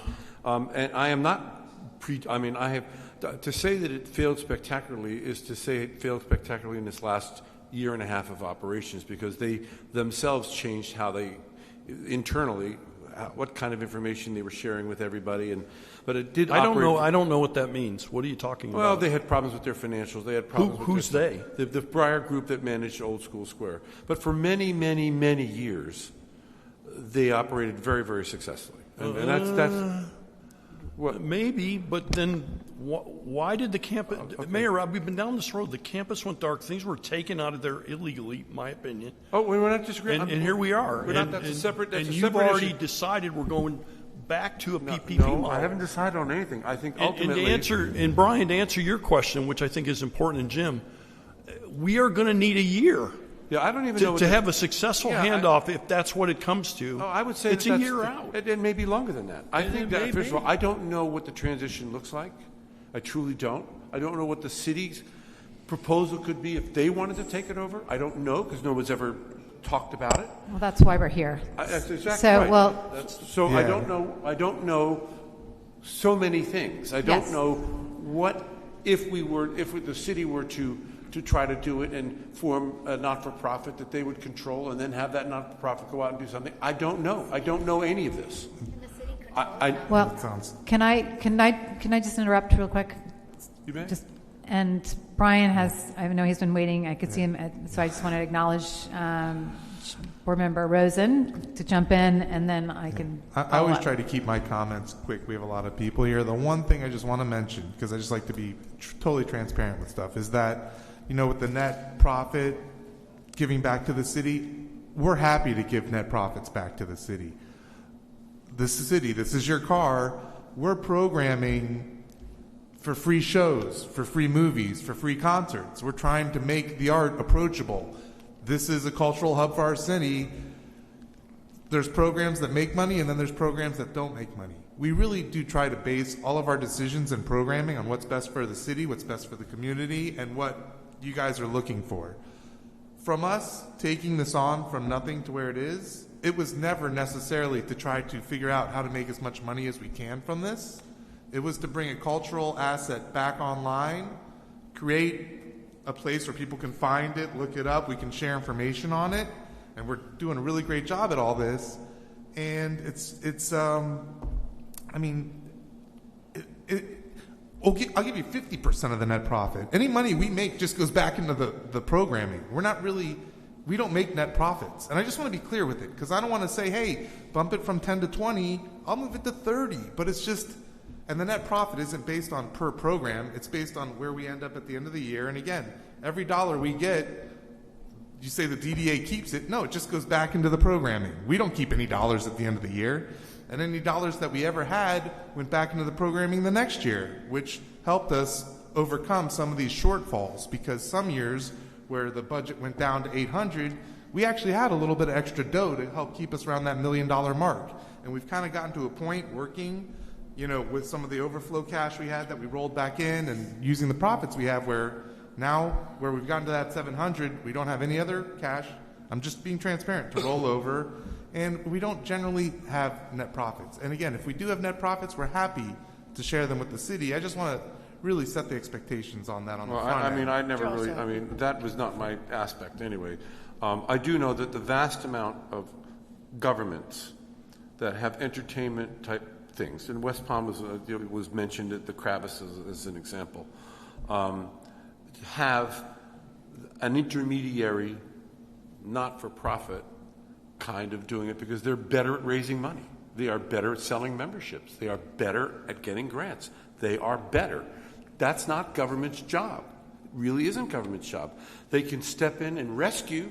They can step in and do a lot of things, which the DDA did fabulously.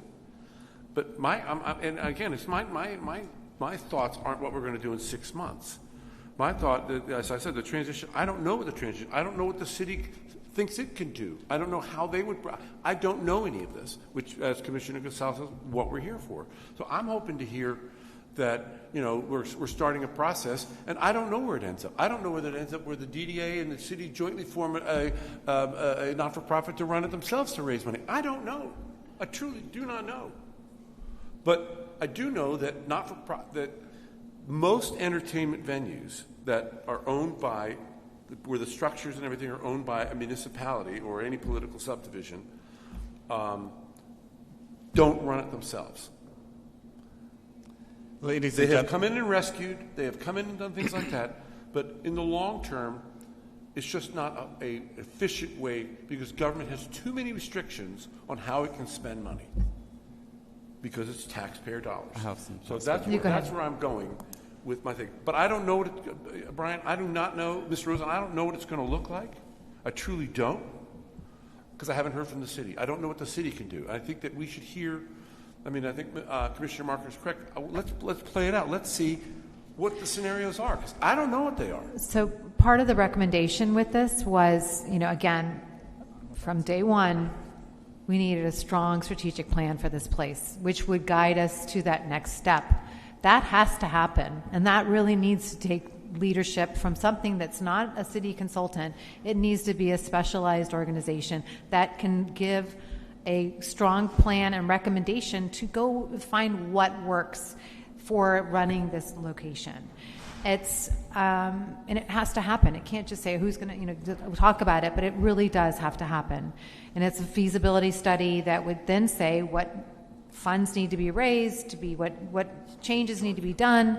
There's a lot of things that need to be done for this location. Could we agree tonight then to just proceed at a minimum with this feasibility study and try? We can't get to the next step. We've been having this conversation for years, because we can never kind of come to a consensus. We're giving them the most, the small amount of money.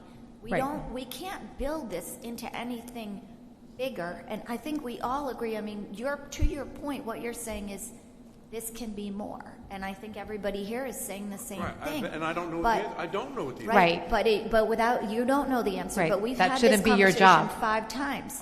We don't need to know the answer. Government shouldn't be. But the feasibility study. We agree on that. The feasibility study, regardless of who's running it, the study is useful, right? So if we can agree to get the study, the city isn't looking to do anything. We have to tell them to do something. We can't sit here and say we don't. Well, then tell them. We're here to have this discussion. May I offer a suggestion? Please. Thank you. So, listening to feedback, feasibility study, getting back to my comments earlier about positive synergy moving forward. I'd like to compliment the staff of the City of Delray Beach involved. The aforementioned departments we talked about, including the Department of Communications with the right. It's done with an amazing the job. art school, what's been happening in that regard. They're in alignment with the Office of the City Manager in terms of possibilities to move forward, getting to the absolute best place possible What is in that regard. Though? You're talking a language that I'm not clear on. What does the city manager's office, because this is what we're here to discuss, and there's no clarity. What does the city manager's office is saying that should be happening? The Office of the City Manager's interest is to receive feedback so that we can ultimately achieve direction. Okay, can we give feedback and direction this evening to get a feasibility study on the campus? So at a minimum, whoever is running it is going to make it meet its potential. I think that's reasonable, and I agree with Ms. Simon. We've got to get it from an expert in the field. Right. So costs associated with feasibility studies in any realm, I mean, we're talking about a financial commitment in that regard, anywhere between $50,000, $60,000, whatever the case may be. We put that additional 400 and something into our reserves. Do we have an extra 50 or 60? I'm not too concerned about that, so if I may continue. So I'm comfortable with that direction, number one. Number two, my interest is to, once we get to that place, we'll have another joint workshop meeting so that we can offer some specifics and parameters, including what capabilities the City of Delray Beach may be able to make available should we make that an option. What do you mean, what capabilities Delray Beach I think it was available? Laura, one of them said, there are other organizations out there that Mr. Rosen said about that could come in and say they could do something. I want to hear. I want to know. That's what the right. Yeah. What our I don't know. Seriously, I don't know what our possibilities are. But wouldn't the feasibility study? Yes, it will. Yes, it will. I'm agreeing with.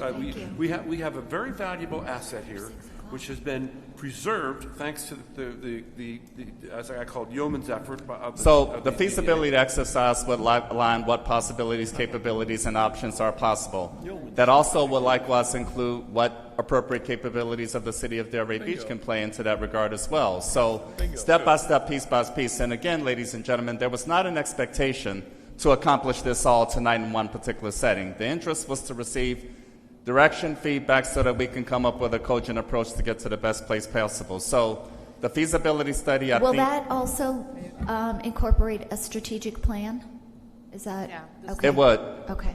Yes. So again, working closely with the DDA and staff, again, my congratulations and appreciation to staff, City of Delray Beach, everybody involved to that effect, because they will play a role in shaping what possibilities are. I think we see the staff still doing exactly what they're doing. There's no somebody looking for a change. I just am. The conversation is confusing to me here because you keep on talking about staff. We're not changing anything. We're talking about just staying how we are. Is there a desire or something going on? No, my desire is to bring everybody together, as I talked about in my introductory comments, so that we can get to the best place possible, number one. Number two, what does a transition plan look like? And number three... We're not transitioning. We're doing a feasibility study to see... I was coming to that point, Commissioner. The outcome of that initial thought was feasibility study review analysis, yes, so that we can define what possibilities are most appropriate, most productive, most financially achievable for all concerned. Because I think that's what I'm looking for, what and the I think executive that's director appropriate. says, we don't even know what is possible with the campus until we have someone really take a review of what we can do. Right. Then we can figure out who's the best person to implement that plan. And also, because I don't know, seriously, right. I don't know what that transition is going to look like. 10 after 6. So have we finalized what we need to accomplish here this evening? That we're moving forward with a feasibility study. That and for the time being, I think, are we going to be looking to give them more funding? We've given them half of the funding thus far, Lynn? Yes. Okay. Mm-hmm. Yes. I think in the short term, we should talk about the finances as well. So at a minimum, we can keep this place operational at its current state going forward until we understand what we're doing. Right. So you'll look into... Well, I would say not at the current state. I would say I'm saying functioning by state, I mean the way that you're doing it is... Right. We don't want to reduce down I services. just think we need to assign dollars to whatever agreement we're doing moving forward, right? This ILA situation does not work because there are no dollars assigned to it. So every September, we're coming into these meetings scared. What are we going to get? Are we going to be able to run this campus? It is not. It's not the way anyone does business. You don't sign an agreement without dollars. The city does year to year, and when we do the budget, so even if it's in your ILA, I understand what you're saying. It's still a determination we would make annually, so it could change. Well, every time. It's not a guarantee, unfortunately. But I don't disagree with you in that you should feel some sense of security because you're doing a great job, and you should feel like a partner, and we want the place operating the way it is. So I don't think that discussion is out of the realm of possibility. But I would like to have us agree we're moving forward with whatever feasibility study, strategic plan is now. And Mr. Moore, you can figure out and you can meet what with each we of have us. for money. We can each give you our own input on what we'd like to, Well, why don't you meet with us each and we can talk if I about may, it at the next meeting. I have a structured approach, ladies and gentlemen. If I may, please continue. Yeah. So I was about to get back to February 3rd. February 3rd, 2026 regular City Commission meeting. A couple of you all recognize the fact that the Crest Theater options will be made as part of the presentation. We can touch on the strategic planning element in that regard. Okay. That's one day after our next monthly meeting, Ms. Simon, so that we can try to achieve some sense of direction in that regard to present to the Commission in terms of what that looked like. So again, this is a moving, evolving process to get to the absolute best place possible. So what you've all contributed, and again, I need full consensus from the City Commission to proceed in every regard so that we can finalize additional options. In addition to that, I envision us having another joint meeting soon enough in this fashion so that everybody can be on accord as we approach this matter step by step. Thirdly, the financial piece. Again, I need to evaluate any and every opportunity that makes sense so as to incorporate recommendations. So there still needs to be... You have my consensus for that, to move forward in that manner. Thank you. There still needs to be a sense of tremendous financial analysis to determine what's feasible, what amounts work, what adjustments can be made to get to the absolute best place possible, and we'll be as responsible as we possibly can in that realm. We must be. We don't have a choice. Do we have a consensus from the whole group? Yes. So there we go. Ms. Yes. Burns Okay, gave good. consensus. Yes. Everybody gave consensus. Thank you all. The next order of business is, if I may, February 3rd, Crest Theater will begin the opportunity to talk about what a feasibility plan, strategic endeavor might look like in that regard. Ms. Simon, you and I are meeting on the 2nd of February. Ms. Doris is included in that regard, and we'll start building the pieces from there. I can't and wait we've until already we have the started our Crest Theater. process. And I need that consensus to be able to come back to you all with every possible option. Got it. You got I think that's fine. All right, if there's nothing else from... I just wanted to thank everybody for getting together, and I appreciate the working towards a collaboration, towards partnership, and that's it. Yes, thank you. Oh, double gavel. Wow. I told him it was a gavel. He's always there. The gavel, he's picks up over there. 6:12. I told Lucy I'd be home at 5:30.